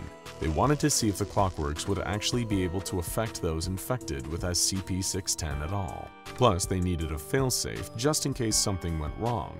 And luckily, the machine had just the thing. Russell asked Clennon to set the Clockworks to rough, and with a click and whir of its numerous gears and gyros, SCP-914 came to life. Instantly, the infected test subject was completely obliterated. The setting had reduced it to atoms, disintegrating it on such a microscopic level that there was nothing left in the output chamber. The second infected creature seemed to bristle with anger, but didn't attack or become aggressive, as it too was prodded towards the Clockworks. Next, perhaps out of fear that their theory might be wrong, the team agreed to set SCP-914 to its 1-to-1 setting. Sure enough, the machine recreated another instance of a specimen infected with the flesh that hates, replacing the previous one. "We all know we're stalling," researcher David piped up. "Let's do what we came here for. Set the Clockworks to course." Nervously receiving a nod from Dr. Carpenter, Clennon stepped forward to switch the dial on SCP-914 to the course setting. This was the primary reason the team had all agreed to use the machine on a flesh specimen. This setting could disassemble any item placed in the input booth, separating it into its base components. Botten had suggested the use of SCP-914 based on the theory that, if it worked correctly, the Clockworks could extract the flesh that hates from its infected host, rendering them free of the disease. The machine made a colossal amount of noise as Clennon hurried back to a safe distance with the others. But as it was powering up, seconds from activating, Dr. Carpenter noticed something. The color drained from his face as he saw it. None of the others had noticed from a distance that the dial hadn't been set to coarse. Instead, it pointed to very fine, the highest refinement setting 914 had. "What the hell have you done?" Carpenter yelled at Clennon before the machine suddenly activated. What stepped free from the output booth stunned the researcher. It was a man, a seemingly ordinary human, who had presumably been infected by SCP-610 some time ago. He stepped nervously out of the machine, looking confused for a moment as a pair of Foundation security guards cautiously approached him. "We did it," Russell said in awe. Suddenly, fleshy tendrils burst forth from the man's arms, latching on to the approaching guards. They screamed in agony, their bodies melting become a bloody, misshapen mass that stayed attached to the humanoid creature at the center. It was like they became a part of it, the guards' arms and legs forming additional limbs as their forms were reconstituted and repurposed as part of a monster that was now crawling on its 6 legs towards the research team. In a blind panic, the group scrambled for the entrance, the head of the infected man splitting open down the middle, opening up into a wide, snapping pair of jaws. Panting hard as he ran, his breath fogging up the clear faceplate of the biohazard suit, Russell ran through the door, hearing someone close behind. He stopped for a moment, looking back to see the creature on the other side of the door, starting to spill through the doorframe like a liquid. Running faster around a corner, Russell came to another halt in the common area. A third security guard following just before a thick steel security door came slamming down, sealing the creature on the other side. "The other door didn't hold it! What good is that going to do?" Researcher David yelled. "More to the point," Dr. Carpenter said, turning and marching towards Clennon. He launched a furious punch at the assistant, knocking him to the floor. "Why did you set 914 to very fine, Clennon?" the enraged doctor shouted. "You're the one who unleashed that abomination, you maniac!" "What?" Clennon replied, fearfully trembling. I didn't. I swear I didn't. It said course. I'm sure of it." "You expect us to believe that was a mistake?" "Gentlemen, we need to focus on the situation at hand," the security officer interjected. "Regardless of who's responsible, we need to inform the Foundation higher-ups." "There's an emergency lockdown," Russell replied. "It would have triggered the moment the SCP-610 specimen got free." "You've trapped us with a monster, Clennon," Dr. Carpenter spat. "Hold on," researcher David spoke up. "Wasn't it Botton's idea to use 914 in the first place?" The common area fell silent as everyone turned to look at Dr. Botten. "Did you plan for this, Doc?" David pushed. Botten chuckled. "Need I remind you, my friends, that we all agreed to use the Clockworks, did we not? All of our names are on the request," he answered. "Besides, accusing me, David, that's rather rich coming from you." "What's that supposed to mean?" the researcher fired back. Beckoning his finger, Botan encouraged the rest of the team to follow him across the common area to where a row of lockers stood, each door bearing one of their names. He gestured to the one labeled David. "Go on," Botan added. Shooting him a dirty look, David barged past the disease expert and opened his locker.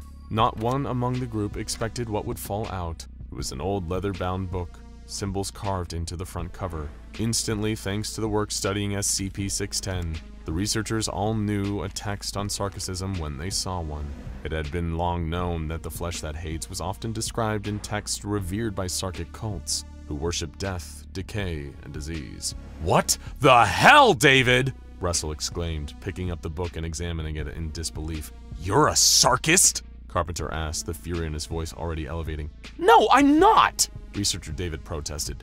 I've never seen that before. "It was in your locker," the doctor yelled. "You're one of those cannibal cultists. This was your plan, to refine the flesh for your twisted, death-worshipping religion." "It certainly seems that way," Botan interjected. "After all, Researcher David did seem frustrated at our earlier results. Impatient, even." "You!" David pointed at the doctor. "You planted this in my locker!" You're a sarkist," Clennon repeated in a nervous stammer. "You made me turn the dial to very fine. You made that thing appear. You made me your accomplice!" Anger tears streamed down his face. Clennon's hand reached for the security officer's gun and went to draw it, planning to shoot David on the spot.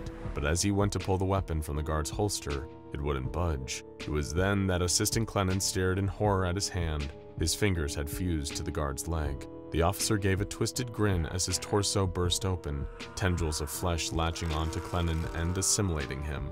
Just like it had done before, the flesh creature broke down its victim's body, making it a new part of itself, a grotesque mass of limbs and bloody matter, littered with the discarded faces of those it had infected. The research team looked at it terrified, their stomachs turning, disgusted at the growing, growling abomination of bodies fused to one another. "Oh, you're beautiful," Russell heard a voice whisper behind him. He turned to see Botan, looking at the SCP-610 creature and smiling. Researcher David was the closest, and the creature lunged at him, pulling his leg out from under him. Screaming in fear, the researcher fell onto the ground and was dragged towards the flesh. It pulled him in, his body stretching, skin tearing and bones snapping as he became part of it. A new set of limbs added to the monster. Dr. Carpenter went to try and pull him free, but it was already too late. But he stepped back, knowing that if he touched it, he would be infected too. The sound of running caught Russell's attention, and he spotted Botan making a break for it. Grabbing Dr. Carpenter by the sleeve, the researcher pulled him in the same direction, partly running away from the flesh as it assimilated David, and partly chasing the sarkic saboteur. The pair of them quickly caught up to Botan, leaning over himself and panting breathlessly. "Thank God you two made it," he wheezed after the run. "I can't believe David could do this to unleash this nightmare upon us." Russell thought to snap at him, to scream how dare he keep lying, but Botan's back was to him now. He'd never get a better chance. There was a cabinet on the corridor wall containing a fire axe for emergencies. As carefully and quietly as he could, Russell fished the axe out of its case whilst Botan and Carpenter were looking away. "We should get the Foundation to lift the lockdown," Botan was saying. "They need to let us out and then— Oh! Oh!" He let out a blood-curdling scream mid-sentence as the axe blade wounded him. Russell pulled it back, standing over the doctor as he fell to the floor in agony. "Russell, have you lost your mind?" Carpenter exclaimed. "No, Doctor. He's the cultist. I have no idea how he tricked Clennon, but that flesh creature exists because of him," the researcher answered. From the floor, unable to move thanks to his injury, Dr. Botan began to laugh. "It took me years to infiltrate the Foundation. So much time waiting to gain access to that blessed flesh," he gloated. "And now you've helped me to refine it, to create its ultimate form. You want to kill me? Go ahead, Russell. My life doesn't matter. For once that creature is free, it will bring about a new age of flesh, and Grand Carcist Iron will reward me for the role I played in unleashing it." David was right, Carpenter realized. "Botan, you planted that book on him to throw us off." "Doctor, we need to think of something," Researcher Russell interjected, axe still in hand. "Nobody knows more about the flesh that hates than us. There must be a way to kill that thing. Otherwise, if it gets out of this lockdown, it could spread to everyone in the Foundation. What about fire? That's been effective against 610 infectees before, right?" Yes, but the doctor desperately tried to think. "This new being we've created, he created. Russell argued, looking at the grimacing, wounded Botan. We cannot deny the role we've all played in this, researcher, Carpenter argued. And we have no idea if it possesses the same weaknesses as the flesh before its refinement. But we have to try, sir, the researcher protested. Of course, I agree. The sickening sound of a slithering, slick mass was rapidly approaching. Still laying on the floor in pain, Dr. Botan had been dragged to the middle of a junction, with Carpenter and Russell hiding around either corner. Suddenly, Botan started hollering as the flesh came into view, practically calling it to him. Oh, look at you, he exclaimed. You're better than I could have ever hoped for. Looking down at him with the faces it had collected, the creature stabbed one of its disgusting appendages through Botan, drawing its body into its growing form. I am honored to give my life so that the age of flesh may begin, the doctor said weakly, through the pain as he was infected. From around the corner, Carpenter had taken the Sarkic text and set its pages on fire with a cigarette lighter. Turning to the creature, he hurled the mass of burning paper at it, hoping it would be enough fire to spread to the flesh while it was assimilating Botan, who they had left there as bait. The fiery book collided with the monstrosity. As Russell peeked around the corner, he saw the flesh retreating from the flames, Botan's body now added to it. For a moment, it seemed like the creature was afraid of the fire, but slowly it drew nearer and nearer to the book. With ease, it stamped down the flames with Botan's leg, dousing the fire and suffering no damage to it at all. Gripping the axe in his hands, Russell went to charge at the creature, only to feel something push him back. Dr. Carpenter had stopped him. Run! He yelled. Instantly, Russell turned and raced down the corridor, the sound of fleshy tentacles whipping through the air. He dared not look back, just in case the monster was right behind him. Eventually, he reached another corner and slammed his back against it, hands shuddering as he held on to the fire axe. He had no idea what had happened to Carpenter. Maybe it got him, or perhaps he had managed to give it the slip at the last second. Russell! Came a hushed voice from around the corner, one the researcher recognized. He turned to see Dr. Carpenter approaching him, sneaking like he was trying to avoid being heard. I think I managed to give it the slip, the doctor whispered. For a second, Russell backed up, his hands tightening around the axe handle. This might have looked like Dr. Carpenter, but was it? Are you really you, Doctor? He asked. Of course I am, Carpenter replied. You don't think that? I'm not that monstrosity. Russell raised the axe defensively, only to notice the sadness in the doctor's face. Unable to bring himself to swing, even to find out, the researcher lowered his weapon. Carpenter looked grateful. Come on, let's get them to lift this lockdown, he said. I'm sure an MTF can step in and take care of our mistake. As the pair of them cautiously made their way towards one of the locked doors, Dr. Carpenter reached out a hand to place it on Russell's shoulder. The SCP Foundation has gone up against a lot of anomalies that can be best described as demonic, but few fit the bill better than the demons and imps of SCP-5049, Demon Dan's Discount Homunculus Depot, a skin-stealing enterprise designing bespoke demonic disguises on the behalf of 7 mysterious demon lords. Anyone that the Foundation has managed to capture related to this anomaly has been assassinated by the demon lords, eliminating the prospect of further investigation. But what if the Foundation brought in another expert to help? A bona fide expert in the occult, DC's devious demon detective himself, John Constantine. Maybe he can finally give us the lead we need to bring down those demon lords once and for all.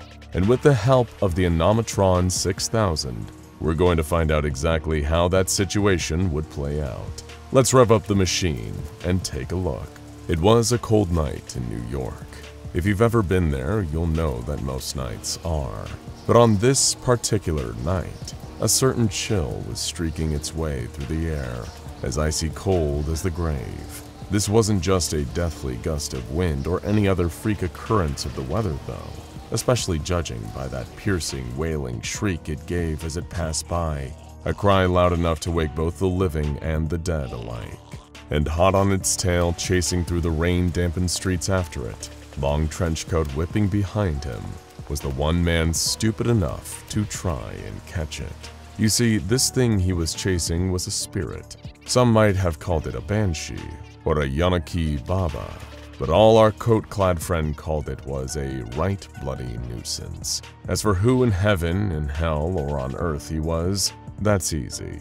If you were to rummage through the pockets of his coat, you'd find the answer. along with an interesting assortment of mystical objects. Beneath the charms and trinkets that he carried on his person was a crumpled off-white business card. Printed on its surface in simple black lettering was one name, John Constantine.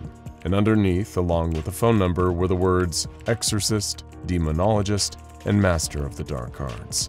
Although the word Master has been crossed out with Petty Dabbler written above. Our friend John really hated putting on airs. He turned down an alleyway just as the spirit did, its screams rippling through the silence.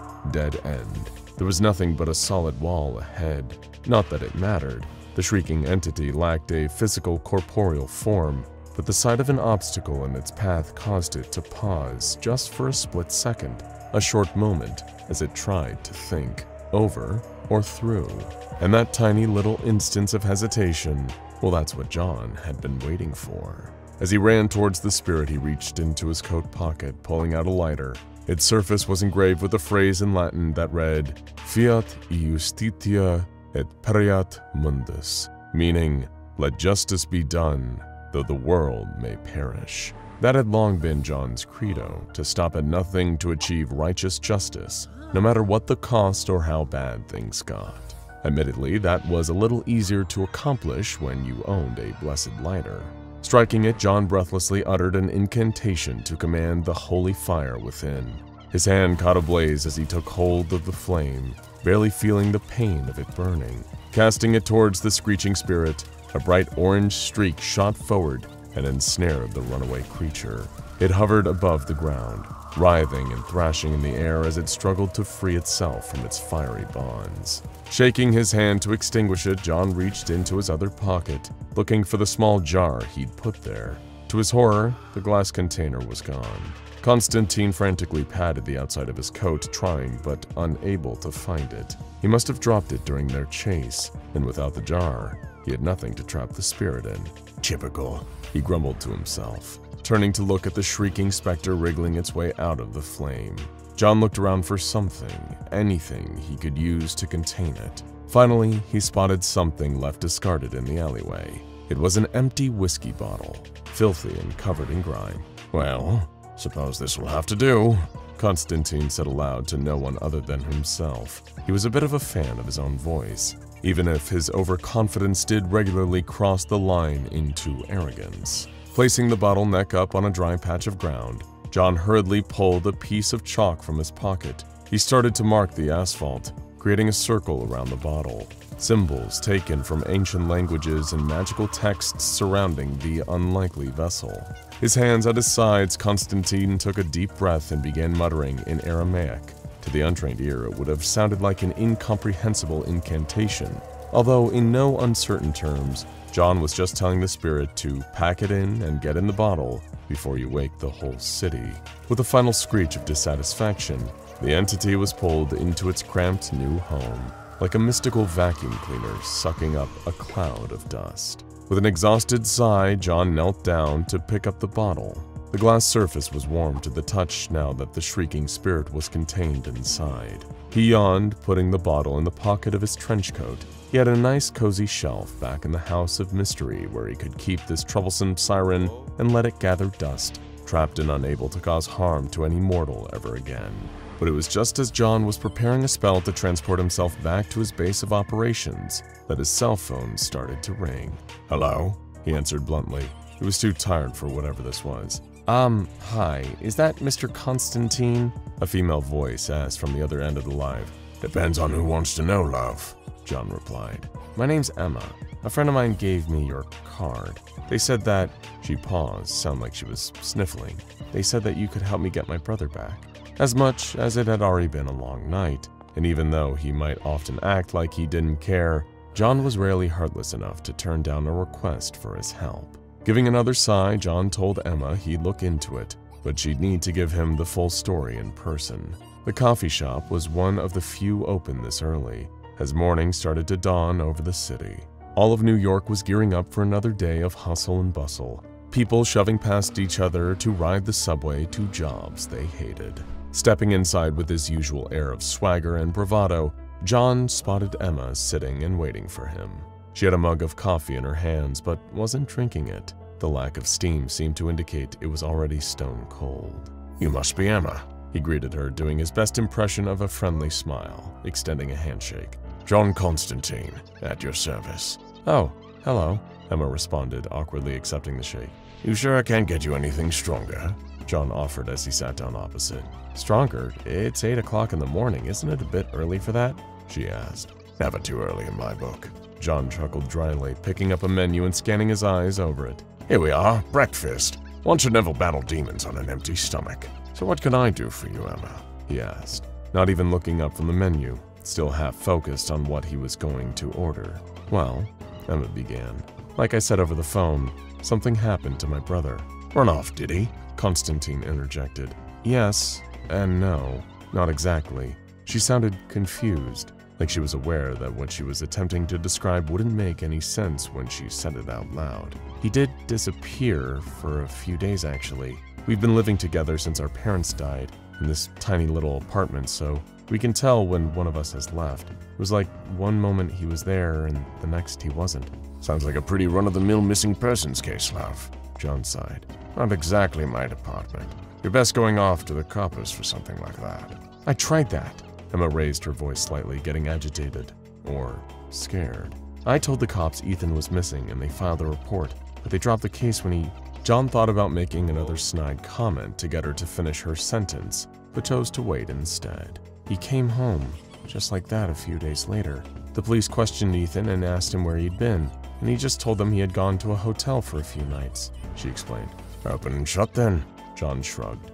"Except the thing that came back, it's not my brother," Emma continued, trying to hold back frightened tears. "It looks like him and even sounds like him, but it's not Ethan." "You think something happened to him?" Constantine pondered. "Maybe. I don't know about possessions and demons and all that stuff, but I was told you might be able to help." "As much as I'd love to help you out, I'm afraid I need a little more to go on than that," John admitted, a tiny shred of sympathy in his tired eyes. "I recorded this," Emma exclaimed, producing her phone. "That's part of what made me call you, since he came back. Ethan, well, not Ethan. He started staying up late at night." "Doing what exactly?" the paranormal detective asked. "Chanting," she answered, hitting play on her phone. The audio recording started. It was faint, but John could just about hear someone growling. It was a human voice, male as expected, but it sounded all wrong. Ethan, or whatever was pretending to be him, was making noises closer to that of a wild animal than a person, speaking in a garbled, unintelligible tongue that sounded distinctly demonic to John's experienced ears. "What was he doing the night before it disappeared?" he asked after a solemn moment's pause. "Just sitting at home watching TV, nothing out of the ordinary," Emma answered. "But specifically," John said with urgency in his voice. "what was he watching?" I don't know," she exclaimed. "He was just flicking through channels, but there was hardly anything on that late except ads." Leaning back in his seat, John tutted to himself, shaking his head. "Demon Dan, you old codger," he muttered. "Who's Demon Dan?" Emma asked. "I'm so sorry, love," John replied, dodging the question. "but your brother's gone. And right now, there's some nasty blighter from the pits of hell itself using his skin as its own personal human disguise. We need to find it and send him all the way down south." "South?" Emma echoed, too confused to cry. "You mean, like, to New Jersey?" John smirked dryly. "Oh, much further than that, love," he chuckled. "Now, where would Ethan usually be at this early hour?" "Normally, he isn't up this early. He'll be asleep back at the apartment." "Perfect." Constantine clapped his hands and stood up from the table. "Ever seen an exorcism before?" Hurriedly, Emma escorted John back to the apartment she and her brother had shared. There, they found Ethan, or rather the thing pretending to be him, seemingly laying sound asleep. It was only as John approached, hands raised cautiously, that the disguised demon rose and lunged at him, snarling like a rabid animal again.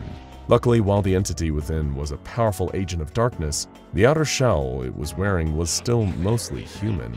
A quick blow from a frying pan connected with Ethan's head, thanks to Emma, and knocked him out long enough for John to make the preparations. Clearing the floor, ripping up the carpet to gain access to the floorboards below, John and Emma shifted the unconscious Ethan into the center of the room.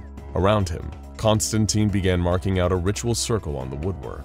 He'd brought along his bag, producing a series of candles from it, placing each one at the point of a pentagram he drew within the circle. Buried in the bag were a few extra tools of his many trades, some extra spellbooks, holy water, and even some hallowed brass knuckles. He pulled one of the knuckle dusters out and pocketed it. He hadn't used them in a dog's age, but better to be safe. "You didn't answer before," Emma chimed in, watching the demonologist at work. "Come again," John replied as he started painting runes around the pentagram. "When I asked you who Demon Dan was," she clarified. "A right pain in the backside, I'll tell you that for nothing." He chuckled. "Think of him like the used car salesman of the underworld. I've only ever heard stories, mind you. I wasn't certain until you mentioned that Ethan was watching ads on the telly." "So what?" Emma asked. "This Demon Dan guy, he has his own commercials?" "Spot on," John smirked. "He runs some place called Demon Dan's Discount Homunculus Depot. The ad appears on your TV, usually at random, and then Dan starts hawking in wares. You know, real salesman type. That whole infomercial lock. What is he selling, though?" She cut in, her voice telling John she had already half figured it out, but didn't want the answer to be as horrible as the one in her head. John paused for a moment, looking up from the nearly complete circle of occult symbols. "Us," he replied plainly. "Human beings. Once the ad's over, the nearest door becomes a gateway to his little corner of paradise. Whoever sees it ends up there. That's when Dan hollows a person out, scoops out their soul until they're just a husk. That's what happened to poor Ethan here." Emma sniffled, holding back tears. "But why?" "Demons need vessels, love," Constantine answered. "They can't well be running up about here in broad daylight. That's what Dan does. He takes them apart and stitches them back up, turns human beings into bespoke skin vehicles for the worst hell has to offer." With the circle finally complete, John retrieved one of his spellbooks and a vial of holy water from his bag. It was time. Opening the book to the right chapter, he splashed some of the blessed liquid over Ethan laying in the middle of the circle. Instantly, he woke up again, growling angrily as the water singed his skin like burning acid. Even through its disguise, it was still enough to sting the demon. It went to lunge at the English exorcist again, only to find an invisible barrier blocking its path. The spell John had cast was working, keeping the monster contained for now. "You," the demon gurgled from inside its skin suit, lifting a finger to John. "You are known to us, Constantine." "Oh yeah?" he replied sarcastically. "My reputation has a habit of preceding me." "Indeed," the creature replied, chuckling in a mocking fashion. "We know what you've done. Your transgressions, your mistakes, oh, so many failures. The great John Constantine. Nothing but a fraud."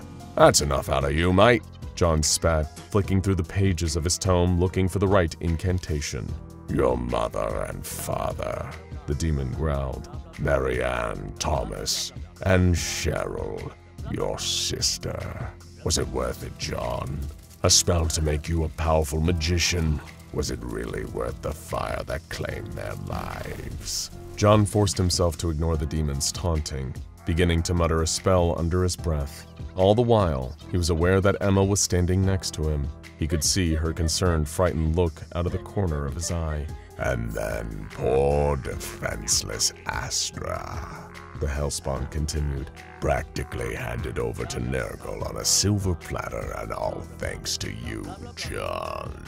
"I told you," John smirked, finally reaching the right passage. "That's enough!" The whole room shook, books flying off shelves as if full force of an earthquake had hit the apartment. In fact, it was worse than that. It was as though a tornado was blasting through the place, magical gusts of wind throwing everything into disarray. Images bombarded Constantine's mind, the sights that Ethan would have seen that night he was taken. He could see the commercial on the TV, the logo for Demon Dan's Discount Homunculus Depot appearing on screen in baby blue bubble lettering. Then there was the monster himself, Demon Dan. His dark green skin, patches of thick brown fur appearing randomly over his body. Next came the sight of the store itself, the rows upon rows of hanging human corpses, all hollowed out shells ready for Dan's demonic customers to slip inside. But all the while, John didn't let up. Slinging more holy water at the disguised demon, he shouted the words to the spell as loud as he could, repeating the entire passage over and over. Inside the circle, the creature thrashed and growled, hovering above the ground as the hellish host was forced out of Ethan's remain. The Seven Lords are ever planning their invasion, the demon snarled. You can't stop what's coming, Constantine. If I had a quid for every time I heard that, John chuckled. With a final deafening crash, the body finally dropped back to the ground, still and lifeless. Emma couldn't help but scream as she looked at her brother, deflated, emptied inside, and now left as little more than his empty skin. No time for that, love, Constantine urged her, pulling his phone from his pocket and typing out an urgent SOS text. Now we're in real trouble. What the hell do you mean, real trouble? Emma yelled, sobbing uncontrollably as she cradled Ethan's hollow body. Well, Demon Dan's not gonna be too pleased when one of his customers complains about what I just did, John replied, checking his phone. She hadn't texted back yet. This was an emergency. So he'll probably be here any second now. Practically on cue, the front door to the apartment swung open, and out stepped Demon Dan himself. He towered over both John and Emma, almost 7 feet tall on his long goat legs, and even uglier than he had looked on the TV. I should have known, he bellowed, showing off rows of pointed teeth as he laughed. If it isn't the Hellblazer himself. You've got some nerve messing with my business, little man. And you've got some bloody cheeks snatching human beings for your little hustle, mate, John retorted, slipping something out of his coat pocket as he squared up to the grotesque green-skinned demon. A few words of advice, lad. Cash up, pack up your bags, and close shop. Demon Dan threw his head back and laughed, a twisted, inhuman sound. Or what? He snarled with a grin. I've got a thriving enterprise. Business is booming. Do you really think you can stop me all alone, Constantine? John smirked, feeling his phone buzz in his pocket. Who said I was alone? A blast of magical energy lit up the apartment as the raven-haired woman appeared in a black tuxedo jacket and matching top hat, a white shirt and bow tie beneath. She gave a flick of her hand right towards Dan, casting a spell. Before the demonic salesman could comprehend what was going on, a portal erupted behind him with enough force to drag him into it. Demon Dan tried desperately to scrabble to grip at the floorboards, only to feel a shoe standing on his clawed fingers. Looking down at him, John was wearing something metal over his fingers. You're out of business, mate. With a swing of his fist, the hollowed brass knuckles smashed into Demon Dan's face, burning his green skin and sending him tumbling backwards into the portal's magical pole. You took your time, John jokingly scolded. A thank you wouldn't go amiss, John. Zatanna Zatara sighed. I didn't have to come just because you texted me. Cheers, Constantine said earnestly. He knew that Demon Dan wouldn't be gone for long, but maybe a short stint in purgatory would at least put a halt to the satanic salesman's schemes for the time being. Although swept up in the excitement of his temporary victory, John didn't notice Emma's eyes quickly flash an infernal shade of red. All small towns have their horror stories, tales of places plagued by terrifying apparitions, unseen forces, and something waiting in the shadows to terrorize unsuspecting innocents. Sometimes it's a bridge at the edge of town, where a man in a bunny suit stalks, wielding an axe and looking for drivers who wander off of the main road. Sometimes it's a cabin in the woods rumored to house an old gnarled witch who steals people away and throws them into a giant soup pot. Maybe it's a cursed hotel where wicked spirits roam the halls and the guests check in but never check out. Or maybe, like the little town where 16-year-old Mark lived, it's a haunted house. Ever since he was a little boy, Mark had been terrified of the house at the end of the lane. He walked past it on his way to school each morning and on his way back in the late afternoon. The sight of it made his palms sweat, his heart beat just a little bit faster. It had once been a grand Victorian manor, with turrets and a wraparound porch painted a brilliant white. But over the years, the paint had faded to a dingy yellow, peeling away from the rotting wood. There were holes in the roof where the rain and snow dripped through between the shingles. The windows were caked with dust and grime, obscuring anything that might be hiding inside. Not that there should have been anything there. The house had been abandoned for decades. Still, whenever he passed it, Mark could swear he felt the presence of something in there, pacing, watching. waiting for him to come inside. The stories around town didn't help. His parents told him to ignore them, said that people just liked to talk when there was nothing else to do, to make up things to be afraid of, because their lives were too boring otherwise. But he couldn't avoid it. On a Boy Scouts trip when he was 12, Mark had tried to cover his ears when the other boys gathered around the campfire with him, and turned the topic to the old house, but they teased and taunted him until he listened. They leaned in, faces lit ghoulishly from below by the flickering orange flames, and whispered about the ghost that had taken up residence inside the house. A wealthy old woman had lived there a long, long time ago, they said. She was cruel, with a nasty temper.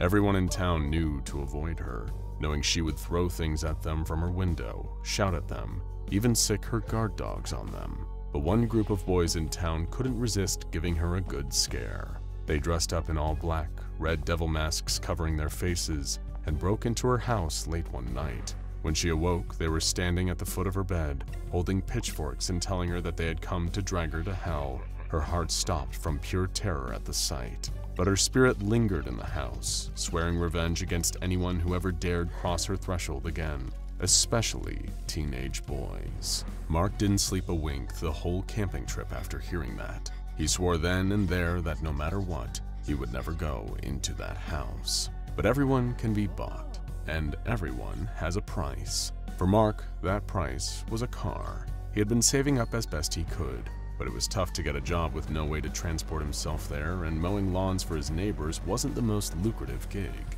So when he learned that his neighbor Oliver, home on a break from college, was getting rid of his old car, he begged to buy it. He doubted Oliver would go for it, knowing what a jerk the guy could be, but to Mark's surprise, Oliver gave him an offer. I'll tell you what. Oliver's face broke into a sadistic smile. I'll give you the car if you can spend the whole night in the house at the end of the street, alone. Are you serious? Mark scoffed. Dead serious. Make it to sunrise without freaking out and bailing, and the car's yours. We have a deal? Oliver stuck out his hand to shake. Every nerve in Mark's body was screaming at him to say no, but if he didn't agree, he wouldn't be able to afford a car until he was in college. With a defeated sigh, he took Oliver's hand. Deal. But as night fell and Mark prepared to meet Oliver outside of the derelict old house, he could feel pangs of regret deep in his stomach. What was he thinking? Was a car really worth living his worst nightmare? What if Oliver didn't honor the deal? Or worse, what if the stories were actually true? He swallowed the lump in his throat as he shoved a sandwich into his backpack. He had food, water, a blanket, a flashlight, and his phone. Everything he should need to survive the night. It would be fine, he hoped. Wasn't sure if you'd show. Oliver smirked as Mark walked up to meet him on the rickety front porch. Well, I did. I'm here. Mark fidgeted nervously, staring up at the house, its windows gazing down at him like large, dark eyes. So here are the rules. You have to stay here until sunrise. You leave before then, the deal's off. No car for you. And you have to stay alone. No calling for help from your little friends or your mommy and daddy. I'll be back to check on you in the morning and make sure you really did it. Got it? Got it, Mark nodded. Good luck. I'm rooting for you. Really. Oliver turned to leave, then glanced over his shoulder for one final dig. Oh, and watch out for the ghost. I heard if she gets you, there won't even be bones left over. Night! And with that, he walked away. Mark stared down at the doorknob, preparing himself to walk inside. He could still leave. He could turn and run all the way back home, but then Oliver would be right, and he would be a coward. No, he was going to do it. He wasn't some scared little kid anymore. It was just a big, empty house, nothing more. He slowly turned the doorknob, pushed, and with a long, low creak, the door opened to the darkness within. Against his better judgment, Mark instinctively called out, "Hello?" There was, thankfully, no response, just his voice echoing in the vast, empty room. He let out a small sigh of relief and pulled the flashlight out of his backpack, switching it on. He cast its beam around the front room of the house, illuminating water damage, cobwebs that he could only hope were no longer housing any spiders, and a whole lot of plastic-wrapped furniture. As he walked into the living room, he was struck by just how ordinary it all seemed. It was creepy, of course, like any place made for a living that had been deprived of its purpose for far too long, but it wasn't nearly as bad as his imagination had built it up to be. He had been picturing black candles, symbols drawn on the floor in blood, a skeleton perched on the couch, bats hanging from the ceiling. But there was none of that. No ghosts, no signs of danger. This was just mostly sort of sad. Once a home, now just a house, emptied out and left to decay. He could get through the night just fine. As soon as he thought that, he felt something scurry across his foot and let out a scream. The flashlight revealed it to be a large rat running from his sudden intrusion and looking for a place to hide. He clutched his chest, catching his breath. It's just an animal. It's fine. It's not going to hurt you, he reminded himself. Now that some of the mystery was gone, he was starting to wonder what the rest of the house looked like. What had once been breathless fear was replaced with a certain morbid curiosity. If he had to be here all night, he might as well explore. Hey, he thought to himself with a smile. Exposure therapy really works. Scared of a haunted house? Just go roaming around inside the middle of the night. You'll be cured. He sat his backpack down next to the stairs, keeping a grip on his flashlight, and began to investigate the rest of his greatest childhood fear. He walked through the dining room, taking in the ornate chandelier hanging from the ceiling, the long table fit for housing at least a dozen guests. He wandered into the kitchen, the appliances rusty from neglect, the oven and stove where someone once prepared their nightly dinners, all the pieces of life strewn about like an unfinished jigsaw puzzle with no one to pick up the pieces. Suddenly, Mark heard something coming from the other room. It couldn't be, but it sounded like footsteps on the stairs. Someone or something walking down, descending the staircase toward him.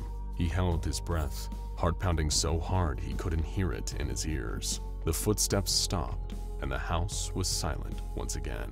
Then, slowly, deliberately, he heard the same footsteps heading back up until they faded away, too quiet to hear anymore.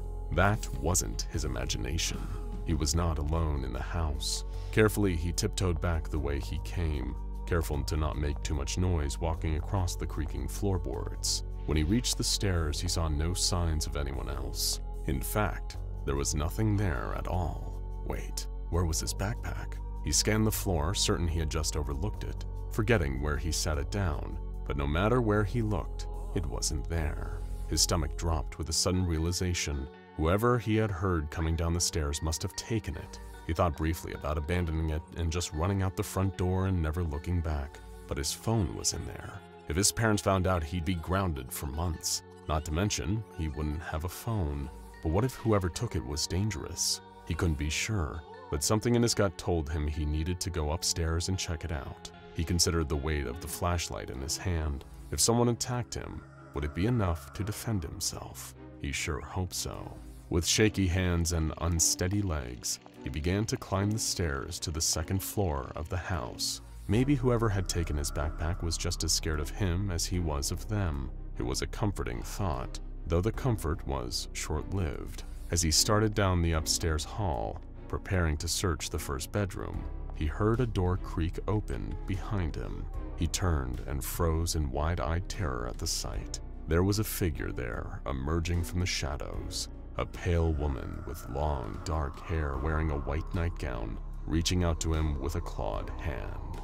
"Get out!"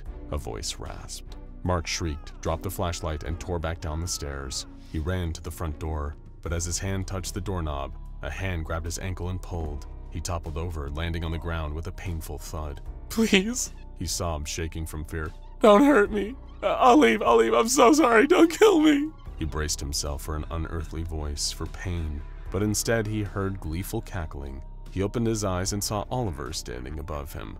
"I knew you couldn't do it. You're such a chicken," he smirked. "What?" Mark stammered. "Come on, did you really think I was going to give you my car? Are you stupid?" Oliver scoffed.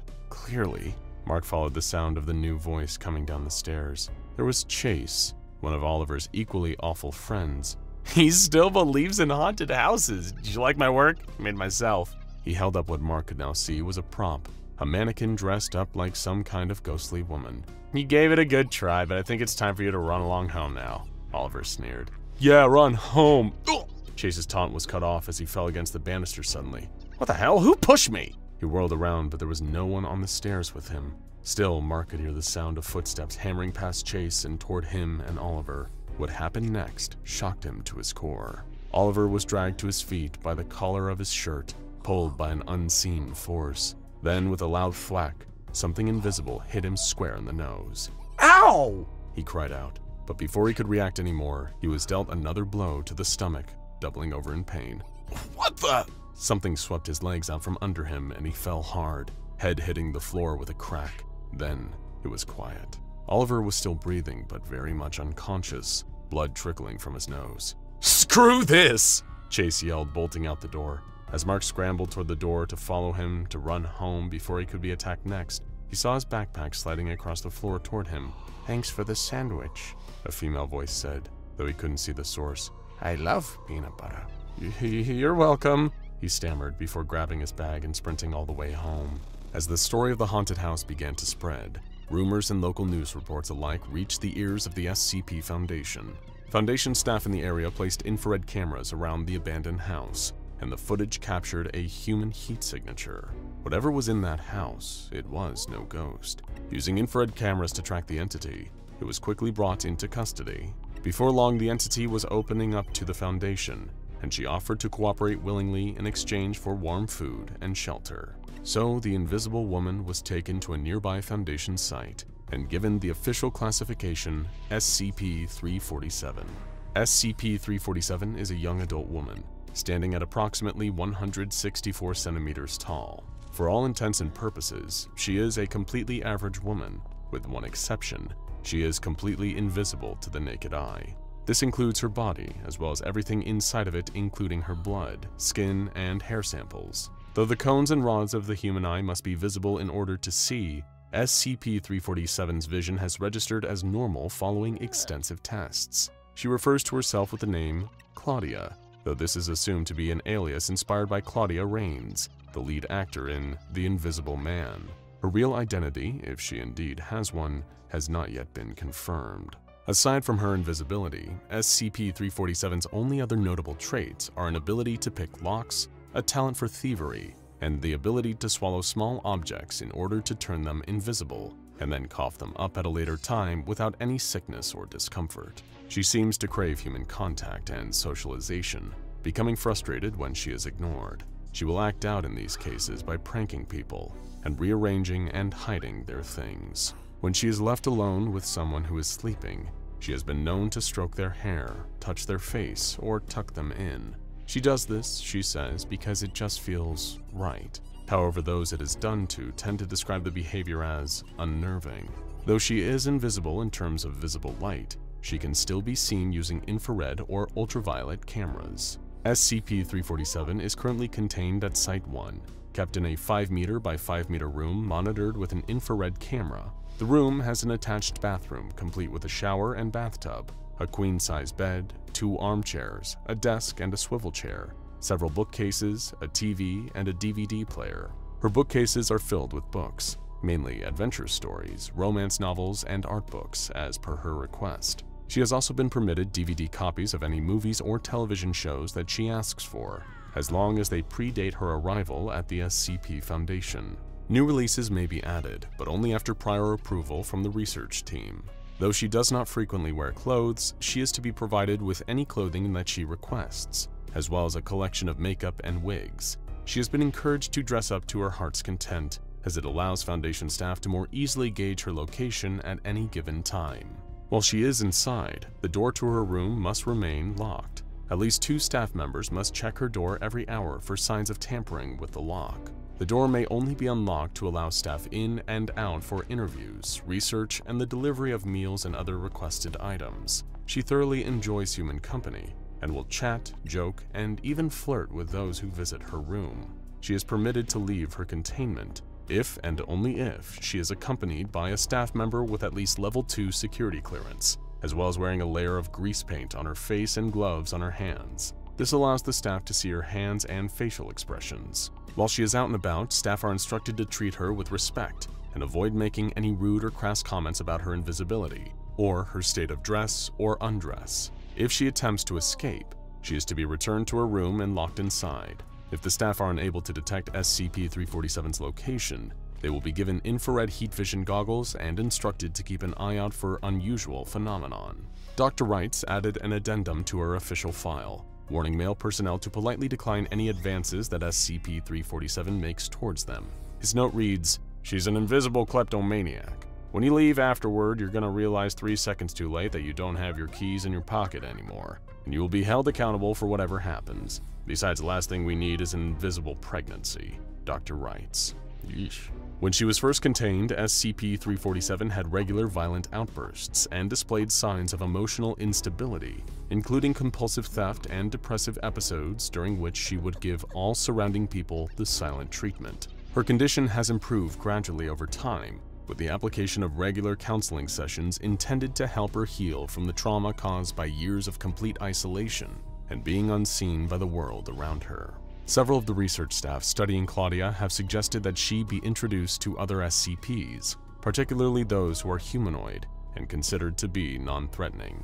She might, they posit, benefit from social interaction with other anomalous beings that she can relate and connect to. This, in addition to her therapy, could improve her mental and emotional state significantly.